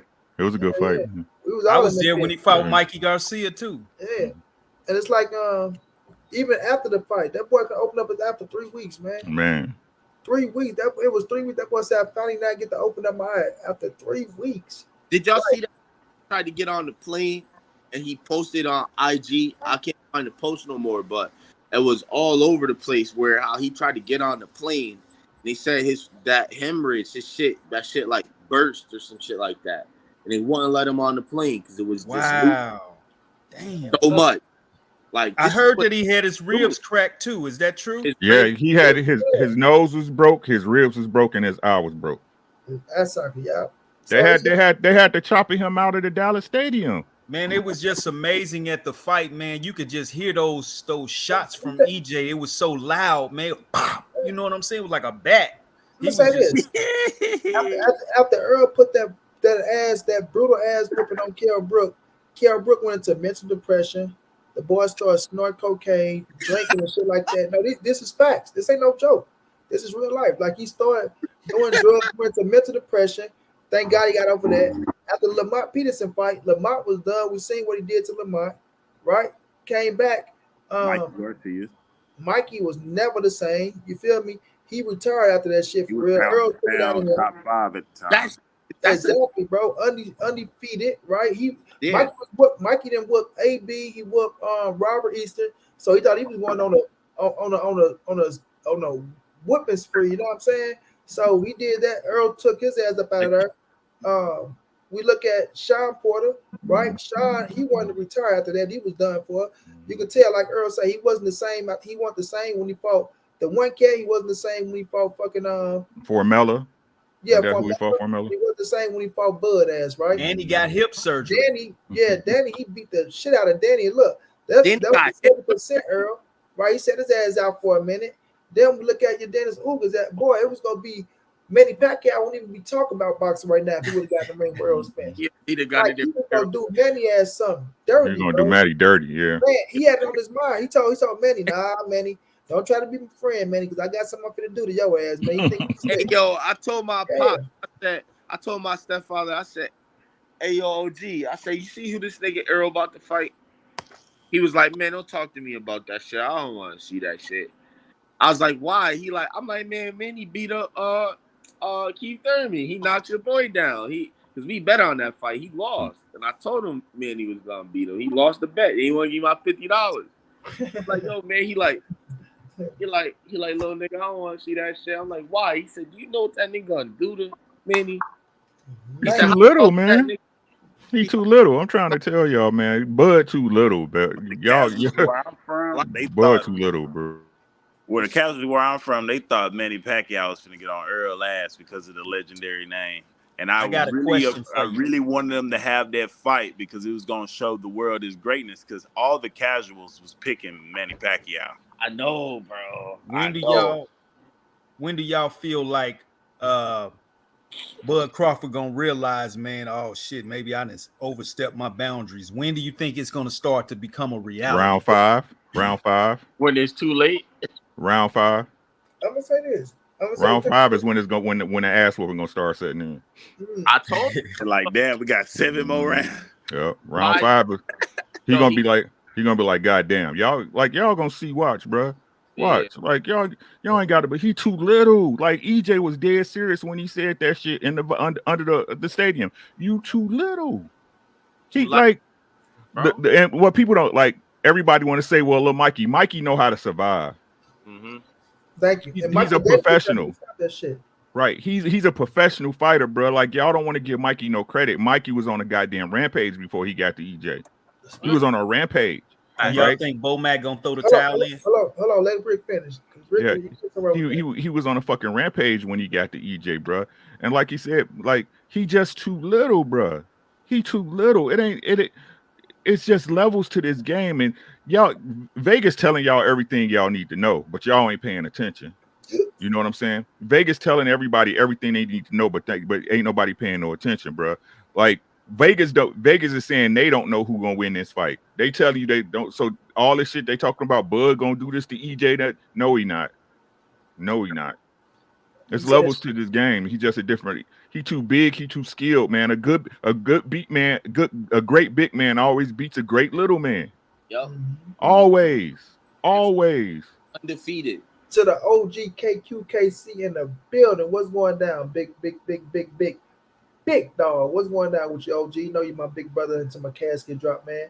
I feel like this too with Rick saying he been too little, bro. I just feel like Bud is gonna be so stubborn he ain't gonna know how to take no for an answer. But I just feel like the power Earl for the stature of somebody like Terence Crawford, they feel that shit the worst. You know what I'm saying? Like they feel that shit the worst because they try to be so stubborn. But it's gonna come down to like him understanding where he's at, and I think he's gonna start fighting to survive, bro. I really do. And people gonna be like, oh no, this, that, and the third. I think once he start feeling that shit and he like, God damn, this nigga taking my best shit. You know what I mean? And Bomac ain't gonna have an answer. And now it's Bud out there really trying to adapt and do some shit. I think he gonna start fighting to survive, and he gonna pull a Mikey Garcia. Like people be looking at Mikey saying, oh man, this, that, and third. I'm telling people right now, Rick, I would have favored Bud to beat Mikey, but I don't think Bud would have stopped Mikey. Like I don't. You know what I'm saying? I feel like if Bud would have fought Mikey would have gave Bud some problems, bro. That's why he wanted to fight him at 140, but Bud said, I'm going up to 47. He wanted to fight me, he had to come up. But I just feel like Mikey would have gave Bud some problems because of the way Mikey Garcia fight. Mikey is a fundamentally sound fighter as well. You know what I'm saying? So I can't wait to see it, bro. But I just think when Bud start really feeling that shit, he gonna be smiling. But he gonna understand that I can't stand right here with this motherfucker. He forcing my ass to fight. Now I gotta try to survive this shit so I don't get embarrassed. You understand what I'm saying? Do y'all think that Bomac, do you think he gonna throw the towel in? Nah. They too proud. Look, man. They can't have that on their jacket. They can't have that on their jacket. Errol said that. Errol said in the he said he gonna have to. He's stubborn. They gonna have to break him like a horse. First of all, that's my family from Alabama, bro. You know what I'm saying? When you break a horse, that's a whole process. Like them niggas be stubborn they don't. So the fact that somebody is incorporating what they're gonna do to you to breaking a horse, establishing dominance, that's what's gonna end up happening. It's gonna be. You got to keep in mind, man. When Earl Spence say something, he means every word he says. Hey, bro, and it's gonna be. And you gotta think about all this shit. The Bernie, the mouthpiece, the he a drunk. You know what I'm saying? The aerosexuals, everything that Errol dealt with up until this, all of that shit gonna come out in this fight, bro. It's not gonna be a boxing match. This shit gonna be an ass whooping, like a real old school, like in the 90s. We got this saying when I was little: if you got a problem, nigga, step in the street. It's gonna be a step in the street. I'ma fuck you up in front of everybody, bro. It almost feels like, it's just like, how they say setting them up for the kill. Earl just said, come on, man, we're gonna give you what you want. You want these demands, okay. Yeah. We're gonna give you all of that. Come on, get all of that. First, that nigga we smoking on Bud in Vegas because it's legal. That nigga Errol don't give a fuck no more. He gonna go in, bro. It's gonna be. And the mental willpower is real strong as well. Because, like, for example, 3 years ago, down bad, you know what I'm saying, struggling. Get a job. I got to work 80 feet in the air. Never worked 80 feet in the air in my life. Never alone about 10 feet in the air. You see what I'm saying? But I know I have to do what I got to do to try to survive. You see what I'm saying? So now I've been working there 3 years. We're going 80 feet in the air. It's nothing now. You know what I'm saying? It's my livelihood. And that's going to be the same thing applied in the ring.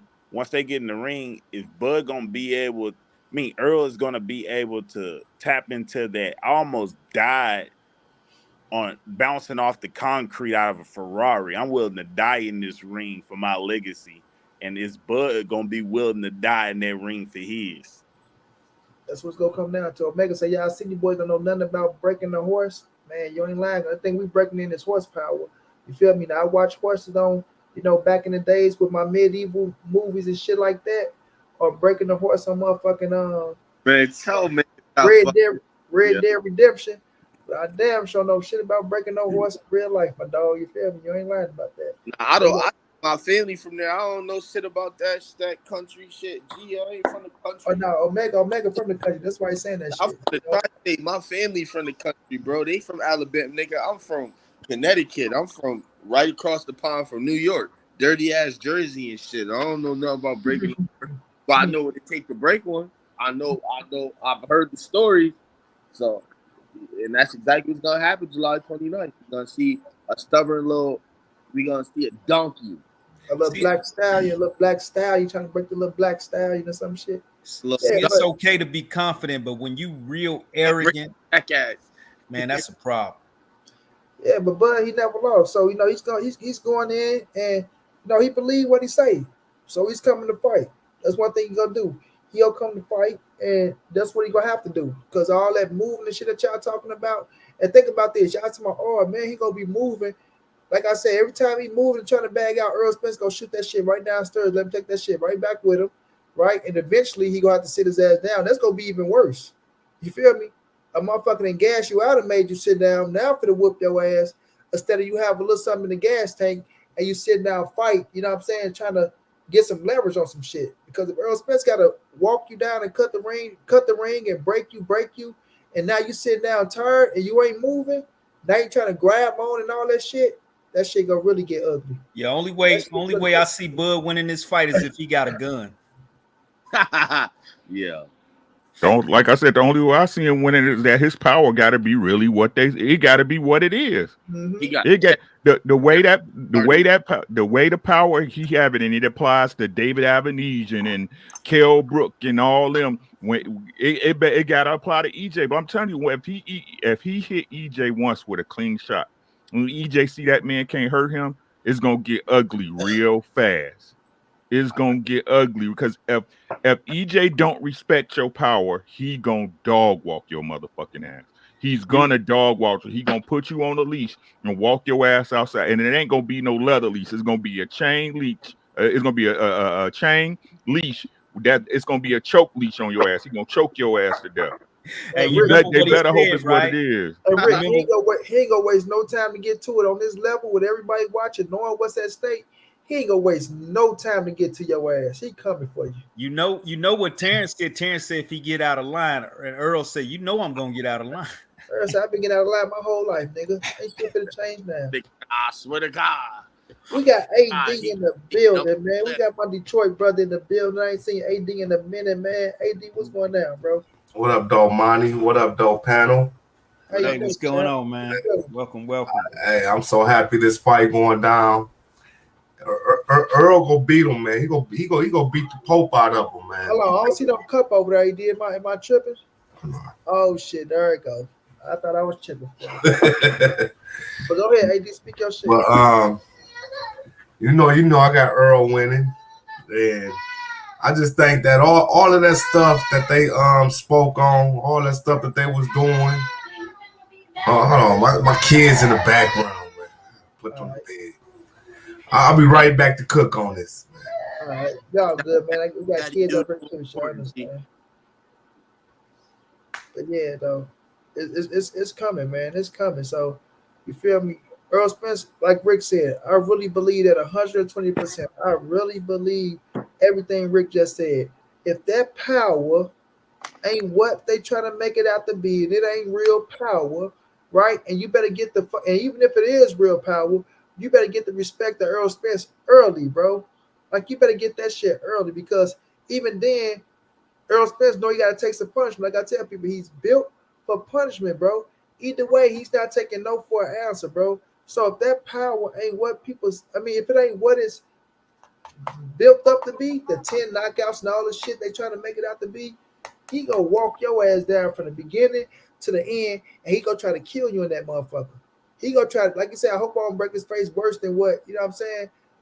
Whatever he said in that interview for us, I hope I don't fuck him up as bad as I want to fuck him up. You know what I'm saying? So, but I'm coming to fuck that boy up on his mama's birthday. Like when Brian Crawford said, "Oh, and it's your mama's birthday," I was waiting to see if EJ throw that little slick jab in there, like, Yeah, but at the end of the day, I know in his head, he like, boy, I'm finna beat the fuck out of you in front of your whole family. Yeah, and I got respectful, I bro. got a video coming on that, and I'm like, money that did. Nope, video coming right after the show. You hear me? But he gonna beat the fuck out of that boy on his mama birthday. He might just be landing up in that motherfucking hospital in Vegas, like, and she mad, motherfucker. Black ass and got your ass whooped on my birthday, bitch, and I can't enjoy Vegas because we got to beer her with your motherfucker. You know his mama rich. She gonna be mad as hell. She ruthless. Facts. My birthday too, man. And she gonna owe up. She gonna owe that $10 up. Yup. That $10 up. Hey man, that's gonna be a hell of a birthday. Hey, my listen, man. My father family from Alabama. They from I'm sorry, from Jamaica. They from Kingston, and the genetics is different over there, bro. I'm gonna keep it 100. Then listen, that lineage, Errol genetics. I seen an interview of this nigga when he was 22. He was massive when he was 22 years old, bro. Like big as fuck at 22 years old. I don't see it. Errol gonna hurt this guy, man. He's gonna hurt him bad, bro. It's gonna be ugly, bro. And I don't see no Bud fans on the panels ever anywhere no more. I don't know where the fuck they at because they know what's gonna happen. It's just Earl walk around like 170, man, like 169, 65. He was like 160, 160. Well, they want to be on the Bud. They want to be on the Bud channel to where everything's going against Earl and they can be free to speak their mind. They don't want nobody to challenge their ass. Like, yeah. I know, I get it, but all I'm saying is when the shit is realistic, you don't see them niggas on realistic panels no more because they know this shit. They're living in the fallacy. All that shit that they think is gonna happen with Bud, it's not real. It's not realistic. This nigga in there with a killer, bro. And this killer be killed, and Bud ass might fuck around and really get killed this time around, bro. You see what Spence said? He gave him $1 million plus just to fight him. More. So I wonder why the Bud fans ain't speaking on that. Yo, man. Yeah. Like I said, let me say this because now look, and this is what they talking about. Like all of them, yeah. You see all the Earl sexuals. They wanted Bud to take less money. They wanted him to do this. They want, like I said earlier, fam. I don't give a damn if you would have got 70 million, Earl got 20 million, right? As long as the fight got made. At the point where we were speaking on the money, the fight was not made, and it was part of the reason why we wasn't getting the fight. So if we sitting up here, all us the fans sitting up here, we want the fight, but we seeing the fight being held up because one person want more money that he don't deserve, then we're going to speak on that shit, and we got to be realistic. Like, bro, you know you don't deserve that money, bro. Take what they giving you so we can get the fucking fight and we can move on. But now that we got the fight, I don't give a fuck how the money went or none of that shit. Like the contracts are signed, whatever in the contract, you agreed to it. So own up to it. You feel me? We got the fight, bro, and EJ coming to do his motherfucking thing, bro. Straight up. Yeah. You know, EJ, he's upset, man. He gave that man $1 million and some just to fight him. But he's not upset. You know what I'm saying? He all right. Like, he all right. Yeah. He's his bread, and you know what I'm saying? The fight is on, bro. Yeah. The fight is on. Man, EJ he coming in that motherfucker with a vengeance, bro. You remember all that shit? That motherfucker. Yeah. Yeah, he gonna put hands and feet on that boy.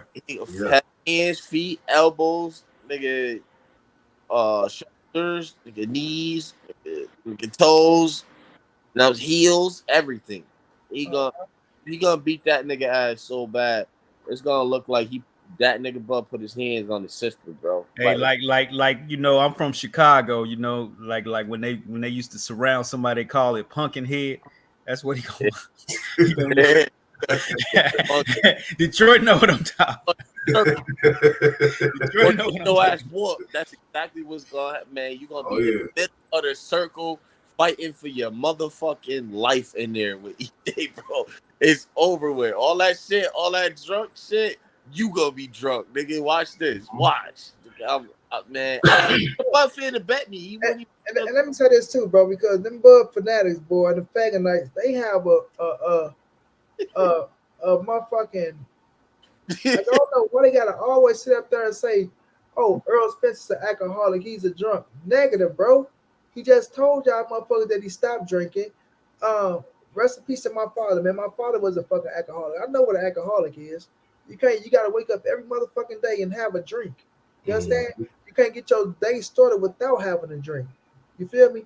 AB was in that fucking category for a minute to where he got like he tell you what he had to do, and he's still fighting the urge. That's why I was telling people, watch him in fucking Miami, right? You gonna put this motherfucker in a fight in Miami, give him a few dollars, you gotta watch his ass around them bars and all them clubs and shit.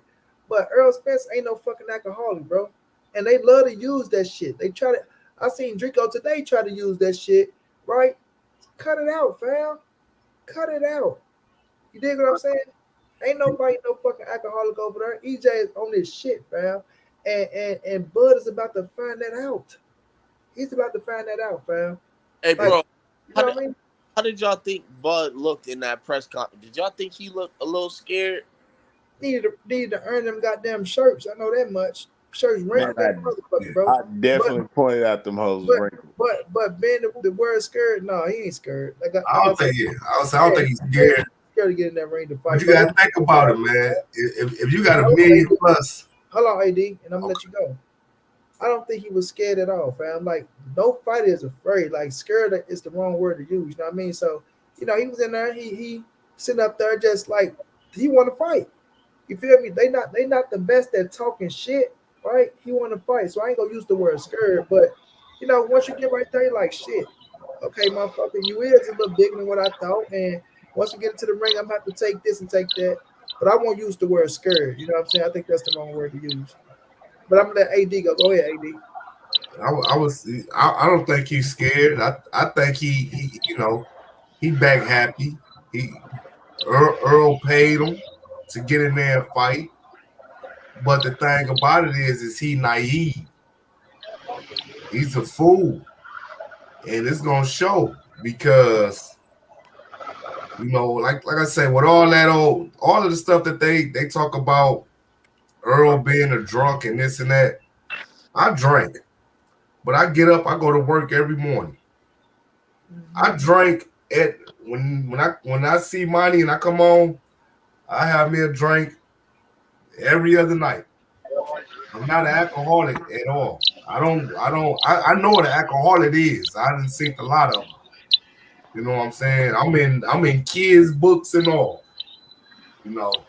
So I know what an alcoholic is. I have me a little drink, catch a little buzz, really to put myself to sleep, to get up 6 o'clock in the morning and go to work. And I go to work and I don't drink like that. So with all that, what you mean you in kid books? Hey, did you wrote that or what? No, it's the company I work for, man. Okay. Oh wow, that's fire, bro. Yeah. Post your link back. I'll follow that later. Yeah, this company I work for, man. I work for a young black man, about 37. So 37, multi-millionaire. That's my fear right there. I'm gonna start writing these kid books and shit. But I got this boxing book that I'm working on. Oh, funny. Graduate from college, nigga. Oh yeah, salute. Oh yeah. Congratulations. I posted that on Twitter. I got it on my Twitter. Yeah, KQ told congrats and this nigga made it all the way to the fucking finals in the 30, bro. Like, I was rooting for you, bro. I want you to know that. I swear to God I was. Like, it's all love. Let Michael get in here. Michael, what's going down, bro? All I'm gonna say is y'all seen what Avenesian was hitting them with. Them straight. Now y'all think Avenesian hit harder than Spence? Man, hell no. No. Bud legs ain't what they used to be. So I just can't. I just can't see him winning that fight. I don't think Bud hit as hard as Spence. I don't think Bud. I don't know. For some reason I just can't see it. I was on one of them Bud hate shows. I mean, one of them EJ hate pages earlier. What was it? Easy Route Spence or some shit. Like, oh, Bud beats Easy Route Spence is fucking retard, man. This dude be going. Yeah, but he trying to outdo Bernie. I told him to watch the fight. I was like, just watch the Avenesian fight. Bud wasn't supposed to be taking them hits like that.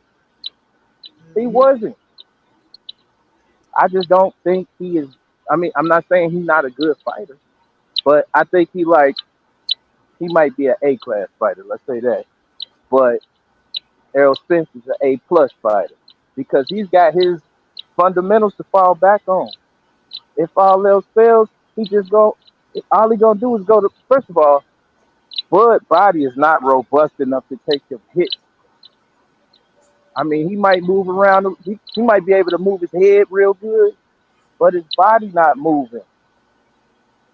I just don't see him taking them body shots, them liver shots, them rib shots. I just don't see it. And then if Bud clinch, if y'all look at Errol's fights, Errol be hitting people while they clinching them. That's what I was saying. That holding shit ain't gonna work. Them uppercuts to the body. Come on, man. Earl gonna still get in and do what he want to do. You just can't stop him from swinging. So I just don't see. Unless Errol mouthpiece drop again, that's just I just don't see it happen.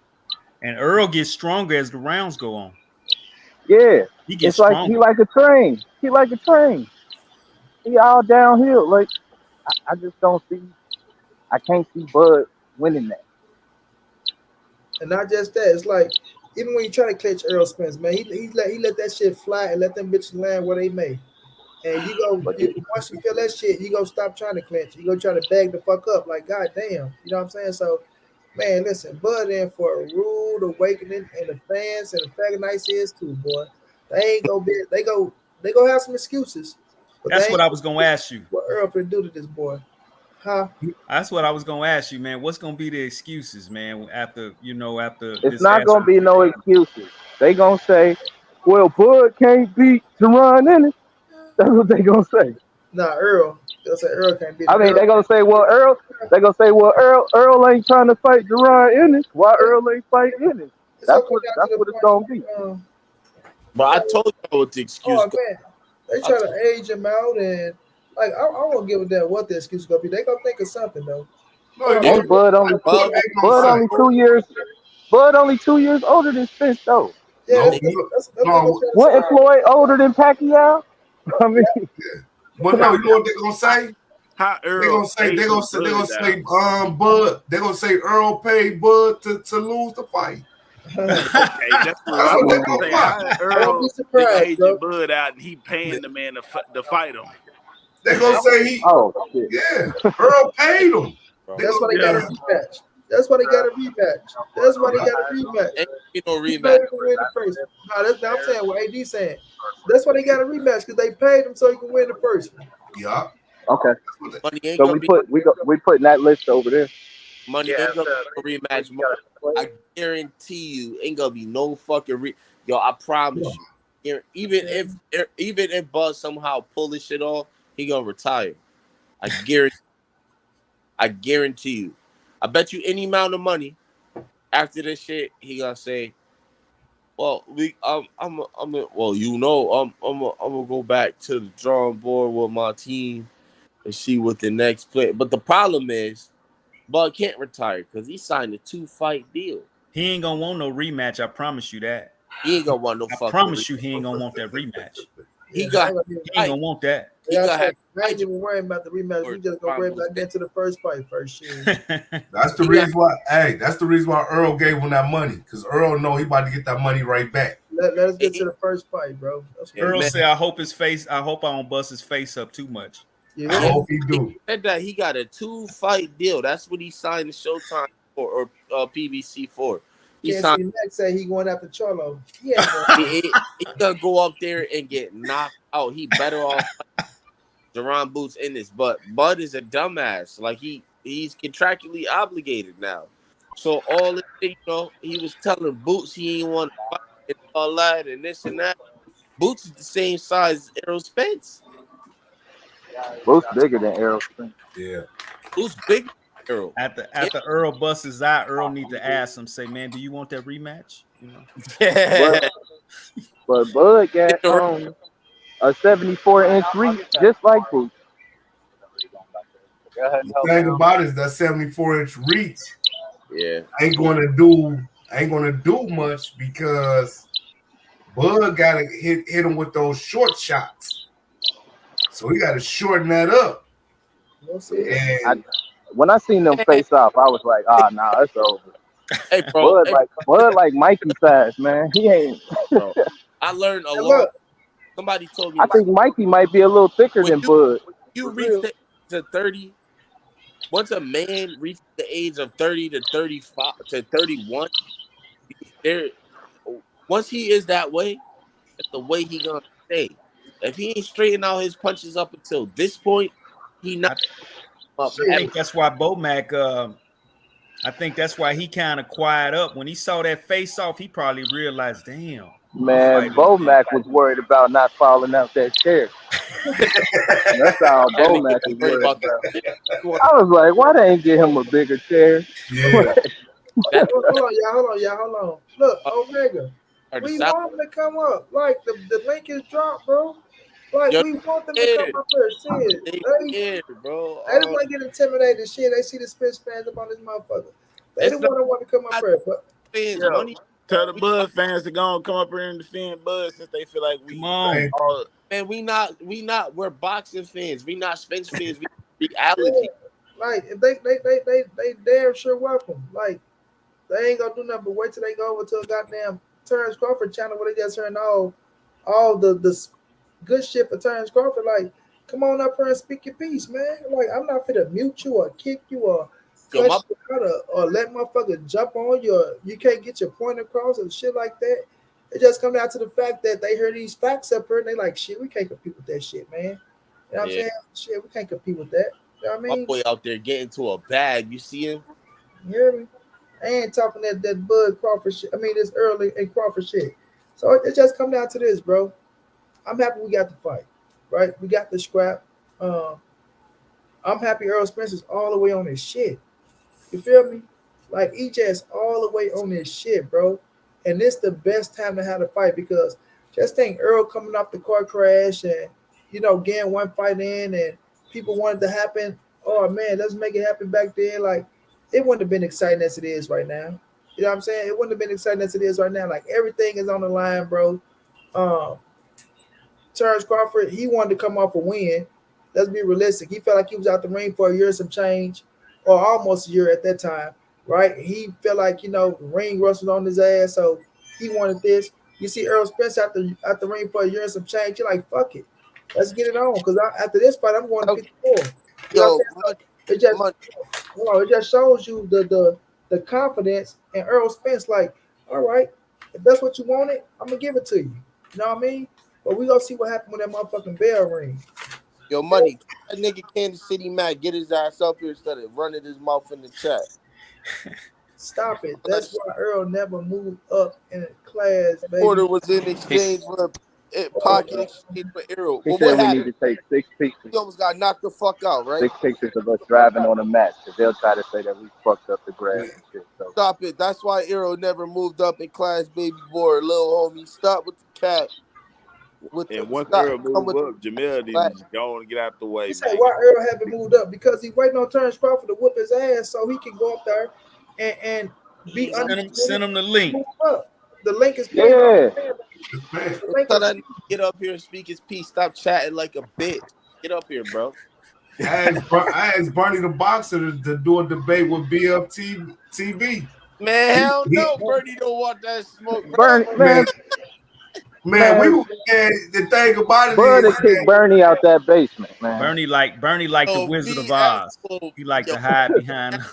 Fucking violate. Man, he texts me. I text him. He said, "Who is BFTV?" Oh man, you know who the fuck you know who that is, man. So exactly. Because Bud know who that is. He don't never want to. They don't never want to debate somebody that Bomac was on. Wasn't Bomac on with BFTV when he said that? What's the name? That Bud took the E strap. So I screenshotted it and I sent it to him. Somebody gonna have to step down for me. Let Can't see Mac on because I ain't got the I'll get off. I'm at work anyway. All right, I appreciate you, chap. I ain't got my thing right now to where I can let 10 motherfuckers on this bitch. Cassidy Mac. Speak your piece. All right. Which one of y'all said I'm the bitch? I gotta be the bitch. Me, I did. I said stop chatting like a bitch and get up here. That's what I said. Come on, y'all. It's a podcast. It's a chat room for a reason. It don't matter if I type it or if I say it. It don't matter. It don't matter. It still mean the same thing. Well, we want to see you. We want to see you speak it so we know you believe it. Because a lot of people type can't. If I got a rinse by my name, that means I meant it. Oh no, a lot of people type. I got a rinse by my name for a reason. Get on up here and speak your shit, man. We got to fight. Hey, I said everything. I said everything. I'm gonna say this. So you gotta address what I said, and I'm gonna rebuttal it. Let me say this, bro. Anything you say, I'm gonna rebuttal it. So all right, let me say this, Cassie. Don't rebuttal. I'm just talking right now. You ain't gotta rebuttal this shit. We got to fight, bro. Every motherfucker should want to get up here and speak their piece now. Fuck typing it. You ain't gotta waste your time. Yeah, get your ass here, bro. Come on back. I definitely didn't see the chat, so I was interested to hear what he had to say. I'm not like, you know what I'm saying? I see my Kansas, like, don't get me wrong. I fuck with Kansas City, Mac. Ain't nothing like that, but get on up here and speak your piece. That's what we want. That's what we need. We need that face-to-face action. We don't want to talk to the goddamn kid all day. You always can't be on there talking. I gotta look at my place where I'm at, man. I'm in the laboratory. I'm running tests. Man, hold on. I can't hear you. Hold on, JD. Yeah, go ahead, bro. Cause you gotta talk. Cause you kind of low, Kansas City. I'm gonna talk low. There you go, right there. We hear you. Go ahead. All right, so everybody can't always get on there and show their face. We busy. So since you called me out, I put my stuff down and I'm gonna address it. So you give a particular topic, I'm gonna address it, and then I'm gonna give my rebuttal. But all that bitch shit talking about on the keyboard like a bitch. Come on, man. Come on. Well, I ain't calling you no bitch. You know it ain't no bitch. We passed that, man. Hold on, wait. First of all, Casey, I never called you no bitch, bro. First of all, second of all, my man JD said, hey man, tell Casey Max stop typing like a bitch and get up here and speak his piece, right? So that wasn't me that said shit about no. I fuck with you, right? So I know it's not you, money. I know. Yeah. Not my fault. I didn't mean to disrespect the platform, money. That's not what I was trying to say. Yeah. But I stand by what I said. Nigga, thank God you got up here. But I'm here now, and I meant everything I said. Okay, right. Cool. Earl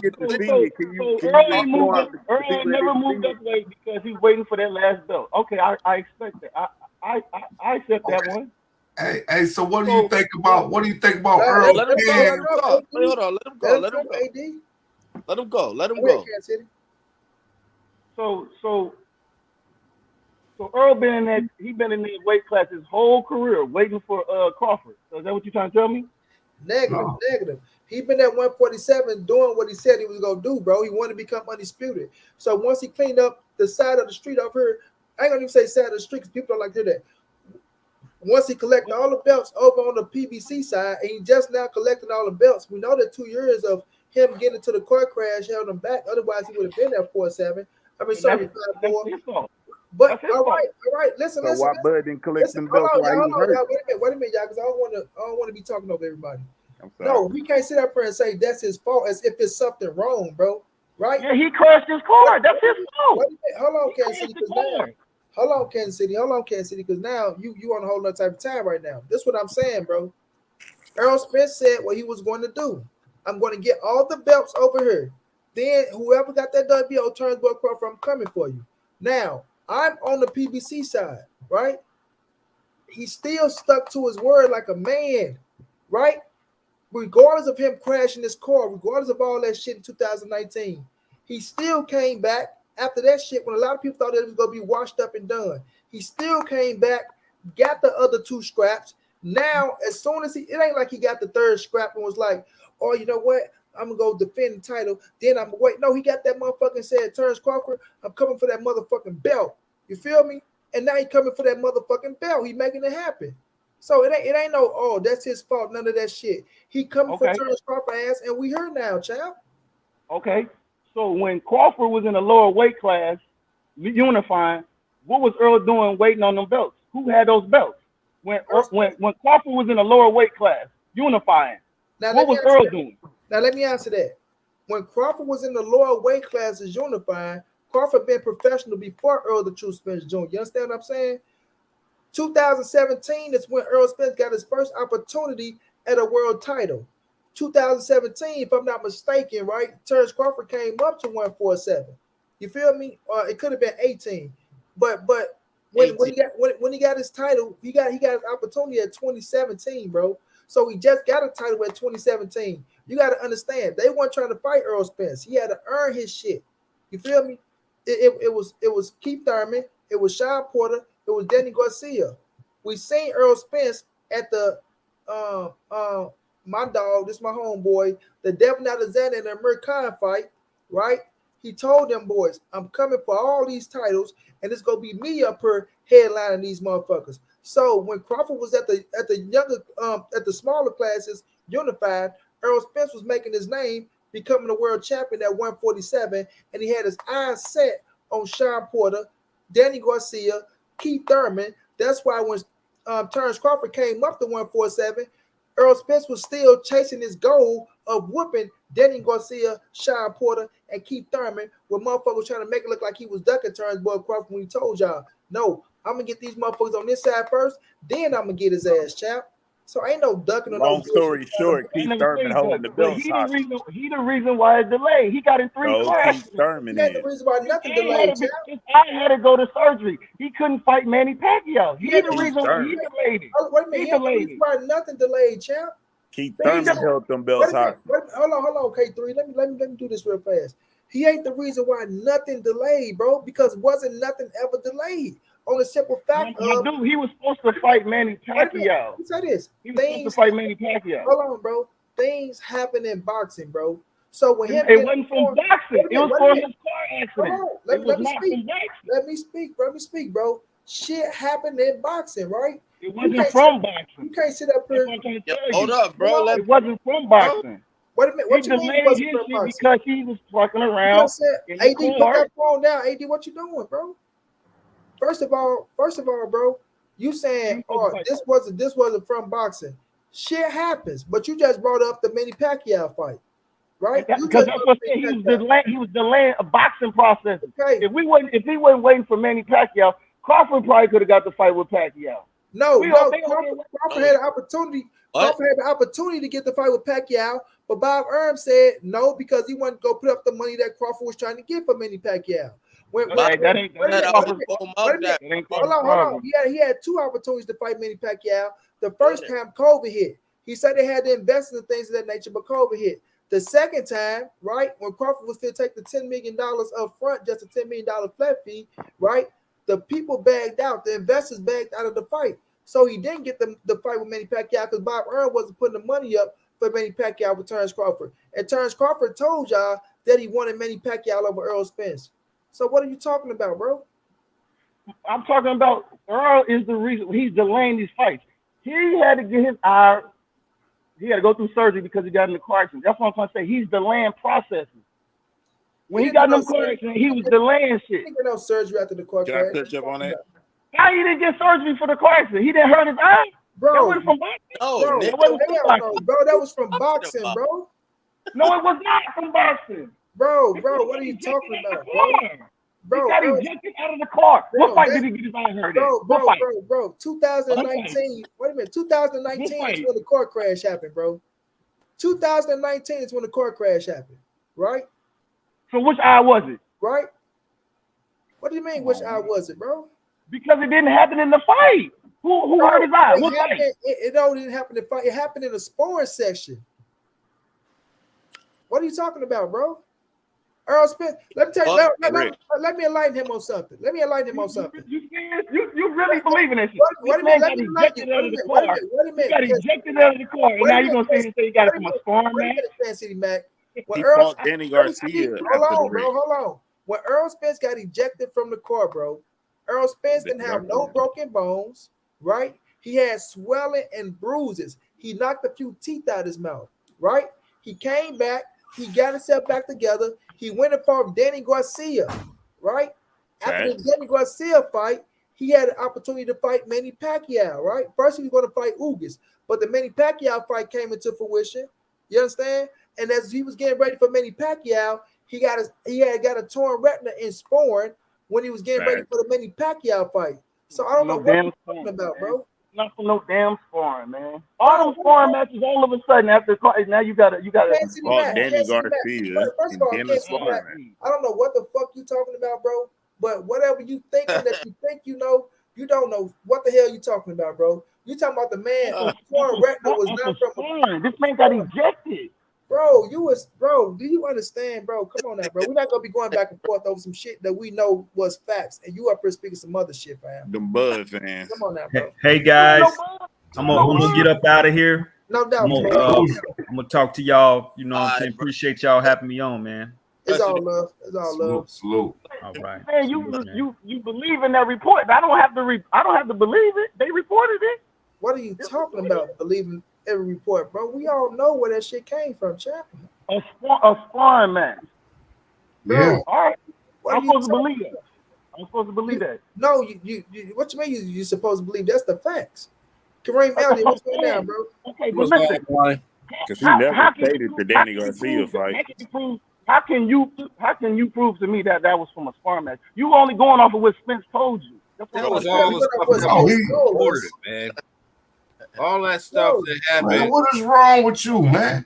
So he went through a training camp. You mad because I don't agree with y'all. That's so I'm you don't have to agree on something that's a fact, bro. Yeah. I'm trying to ask you, how do you know that's a fact? Because just what was told bro, you. It's a torn retina, bro. How did you get a torn That happened retina, months later.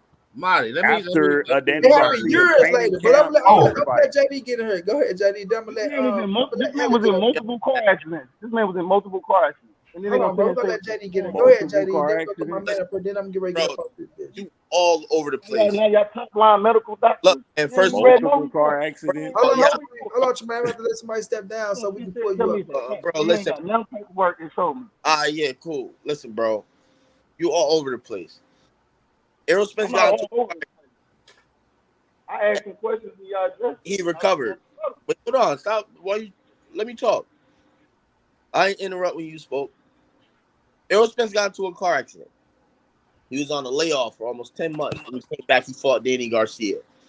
After he fought Danny Garcia, 6 months later, the Errol Spence versus Manny Pacquiao fight was announced. 2 to 8 weeks, if I'm not mistaken. Money, correct me if I'm wrong. 2 weeks. Into the fight. I think it was 2 weeks prior, right? 2 weeks before the fight was to happen. 2 weeks before the fight happened. We got a report that his retina was detached.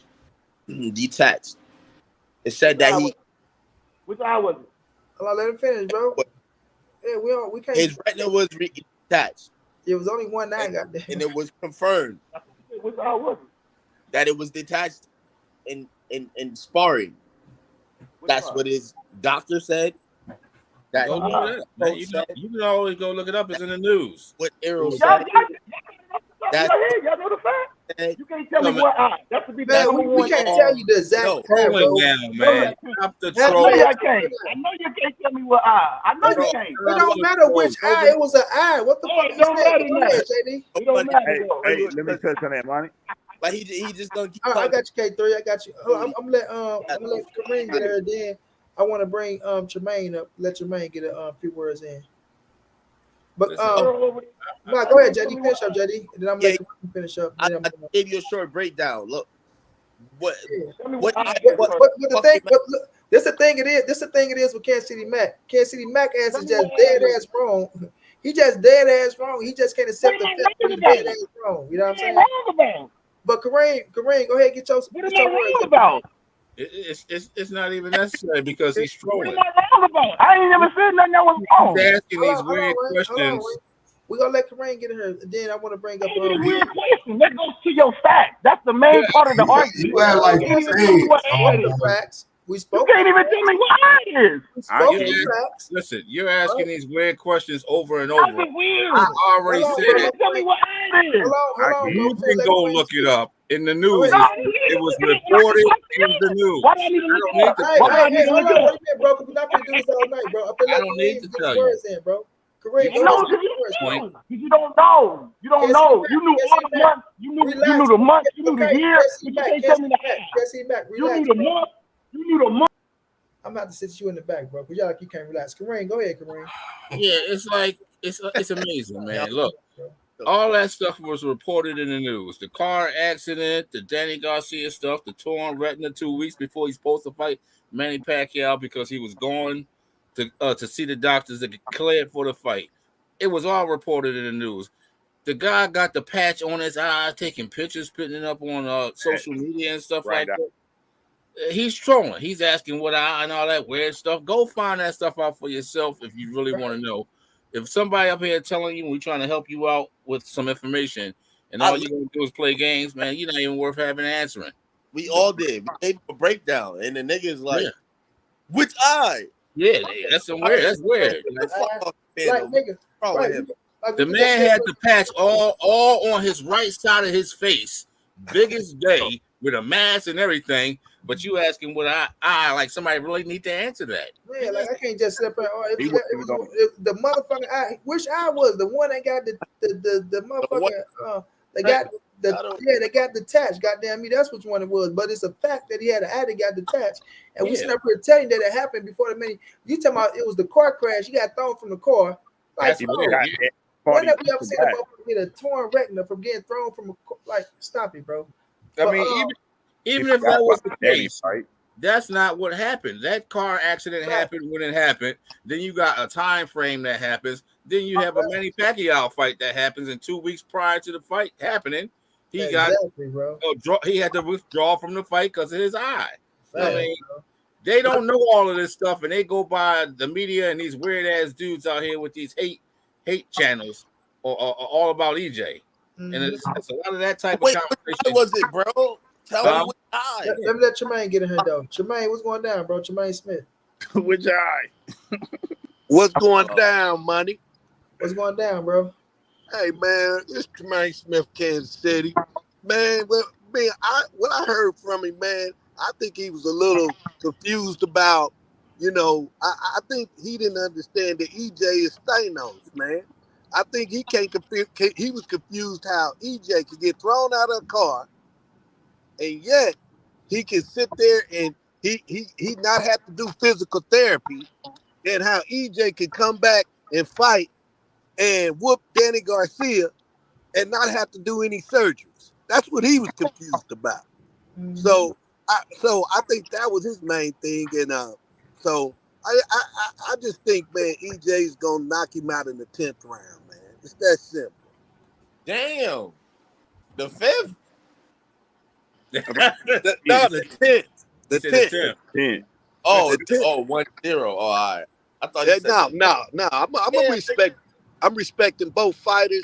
I think the difference for me gonna be, I think what was already said, that jab, and then when they clinch, I watched 4 of Crawford's fights. When Gamboa, Benavidez, Green Machine, and every time he clinch, he don't swing. But Errol don't swing. So when I'm looking at the fight, I'm be looking at the jab and the clinches.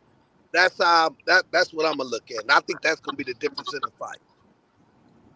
8-4 is the closest I got it. So anything over 8-4, even better. But the closest it's gonna get is 8-4. I got it just like Errol said it was gonna be. Yeah, right. One-sided beatdown. One-sided ass kicking. One-sided ass kicking. That's how I see it. That's what I'm hoping. I hope it's worse than your Dana's Ugis. I ain't playing. Yeah. The thing about Spence beat your Dana's Ugis so bad that Spence fans became your Dana's Ugis fans. Hey, listen, I became a fan of your Dana's Ugis. Right. After that. You know who Bud said his toughest fight was? He beat the shit out of him so bad they was his fan. You guys know who Bud said his toughest fight was? Who? Huh? Oh, yeah. You seen the interview? Yeah. Yeah, he said Gamboa and Mean Machine or Mean Greens, Kavalauskas was his toughest fights. And then who fought Gamboa first? Was it the Tank? Because Tank knocked Gamboa out too, right? Yeah, that was later. That was later. Tank knocked him out. Cruz knocked him out. Bud knocked him out. It was Bud knocked him out, and Tank knocked him out. Devin went the distance, and Cruz knocked him out. Yeah. That's in that order. Bud got his first loss and shit when he was with 50 Cent. And, they moved up. That was a hell of a fight, though. That was a tough fight. Yeah, boy, rocked this bill. Yo, how you get rocked, man, like that? Nigga? But Gamboa, though, but you gotta understand, Gamboa was one of my favorite fighters back then. Gamboa was a bad motherfucker. He wasn't no slouch. And then not only that, Gamboa and Bud, they sparred before. Like they fought, but they sparred before. And Gamboa, I heard Gamboa got the best of him in a sparring session. You know what I'm saying? And that's the crazy thing about it. As small as he is, and as good as he is, he's nowhere in comparison to the 147 division. Yeah. All this time of his career, he's nowhere near the 147 division. None of those guys. In the last 20 years, Gamboa has been around in the last 20 years. He's nowhere near any of those guys, and there's no reason for Bud's name to be a Bud to be saying out of his mouth that's his toughest opponent. It doesn't even make sense. I can understand. You understand back then, Gamboa was a hell of a fighter, bro. From his, I know. I've been watching Gamboa for a long time. Like I said, since he's been boxing. But for Bud to have that type of competition, for that to be his toughest fight, then you would have to say, okay, so Tank Davis might give a Bud a good run for his money. Tank, you might have to say Pitbull Cruz might give Bud a good run for his money. If you're gonna say Gamboa, that was at that time when they was fought. So it's like Bud was at 35 at that time. So yeah, that's what I'm saying. If he was at the division when they was at the division, then maybe so. You know what I'm saying? That's what I'm saying though. Bud is at 147. So yeah, but I don't like the hypotheticals like that because it's too far back. You feel me? Like who knows? The Gamboa that fought Terence Crawford maybe would have gave Tank and Pitbull Cruz a different type of fight. But look at it this way. All those guys that I just named, they're still around. And then and they can go up in their weight to make it to 147 or 140 or somewhere in between there. So even though Bud is fighting at 147, he's still a small guy. He's not a 147 guy. You know what, Bud is about that big. Bud about to end his career, especially standing next to Spence. You can see the difference in the weight. You can see the difference in the size. I'm gonna tell you what's gonna happen. I'm telling you, it's Kansas City Mac. Where if you see that it was the left eye, then you see when it happened. Then you and they had to go check that shit out. He's still around. Hey, Bud is going to fight Tank.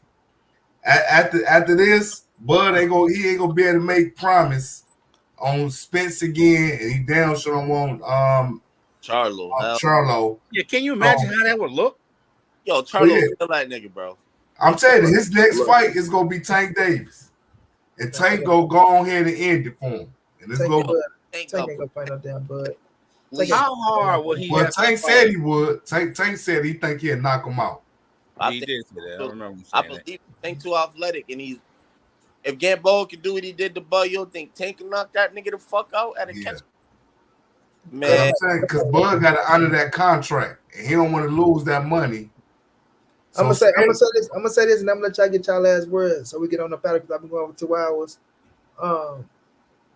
Now I'll be back on tomorrow too, so if y'all boys want to come and talk that shit. But we got the scrap. You know what I'm saying? We got the scrap, and we fit to enjoy this thing, bro. It's on and cracking now. Bud, he got what he was looking for. He got what he wanted, right? If it was the money situation, that's all he wanted was money, then he got that. But Errol Spence want that scrap. And Errol Spence coming to take that scrap. And it ain't shit that none of you Bud fanatics or faggotites can do about it. You know what I'm saying? But sit y'all ass down and get ready to cry your little tears and bring up your little excuses because you're going to have an excuse, bro. So at the end of the day, I'm happy that we got this fight signed, sealed, and delivered, bro. The energy was different when they got face-to-face with Errol Spence. They see that they in there with that motherfucking animal, that killer, and he ain't playing no games. You understand?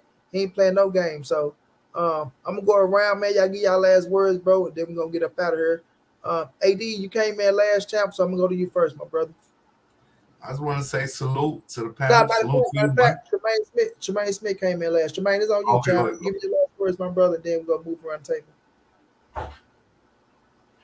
I just want to say, just like you said, Money, I'm just happy we got the fight. I will be at the fight, so excited. Wife gave me that permission, and I'm looking for a great fight.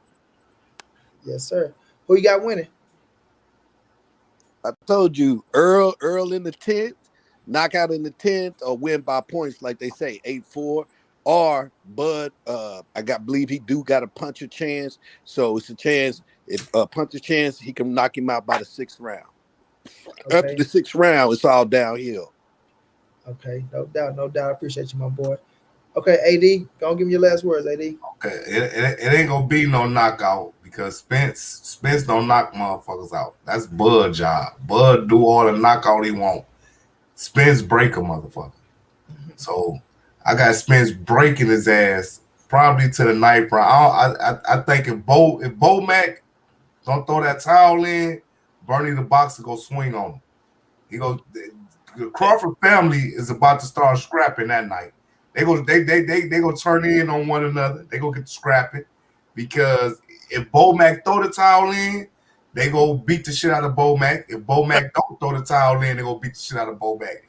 So Bo Mac is in a lose-lose situation. He the only one that's gonna lose.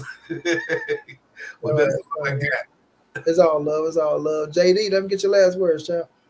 Hey, bro, salute to the chat. Salute to the panel. It's always love with you, Money. You know that. Salute the big stepper. Salute the 80.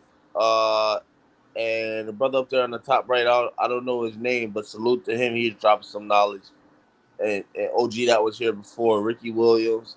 Yeah, man. I can't wait for this fight. I'm glad we got the fight.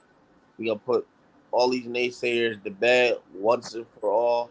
I got EJ 9th to 10th round TKO or knockout stoppage via eye socket. Yes, sir. Yes, sir. I appreciate you, my dog. And my All right. brother Donis K3. Let me get your last words, champ. Yeah, man. Y'all watch that fight, or if y'all can't get to it, make sure y'all order that fight July 29th. It's gonna be a one-sided ass whooping. We finna break that horse. Like I said, it's the closest it's gonna be for Bud is an 8-4. So 4 rounds is the best he gonna be able to do that night. He getting broke, and it's gonna be great for boxing. Tune in. Yes, sir. I appreciate you, my dog. All right, man. Y'all be safe. No doubt, chap. You have a good one. All right, y'all. Man, I appreciate everybody for coming through, rocking out with your boy for the 2 hours, man. It's all love. Thank you to my brother, Young World, coming through showing love. Everybody came through showing your boy love in their cash app. Much love, much appreciated. My brother Dwayne Styles, I see you, bro. Money, when we go talk about Canelo and Charlo being a possibility. We'll talk about that when it's time, y'all. We'll talk about that when it's time. Right now, it's Errol, Spence, Terence, Boy Crawford time. Can't see Max say, smoke you cigarette, nigga. Can't see Max say, you should weed instead of cancer sticks. Kansas City, just continue doing your research. Next time you come up here, man, come with the facts, bro. And if you ain't got the facts, don't argue if you ain't got the facts. Just sit on back, relax, get the facts, and just process it and accept it, bro. That's it. That's all, bro. First time I say, Bud, mama, go get in both of their ass, knock it out. No, Bud, get up. No, both of put the damn chips down. Oh, both fat. Put the damn chips down and throw the towel in before he kill my baby. No doubt, no doubt. My brother Omega, you know it's all love, bro. Much love, much appreciated. Earl C good enough to kick some ass. Big facts. But like I said, I appreciate y'all for rocking out with your boy for 2 hours, man. It's all love. We will be back tomorrow, y'all, to talk some more of this boxing. And then we got some good boxing coming up on Saturday with Regis Progress stepping back in the ring, to do his thing to defend his title. And then we're going to move on from there, man, as we count down the days for Earl the True Spence Jr. and Terence T-Boy Crawford in the biggest fight in boxing, right? The biggest fight in boxing. And, somebody coming out as the king and the number 1 pound-for-pound fight in the world, man. So appreciate y'all, man. Y'all have a good one out there. Check y'all out tomorrow, fam.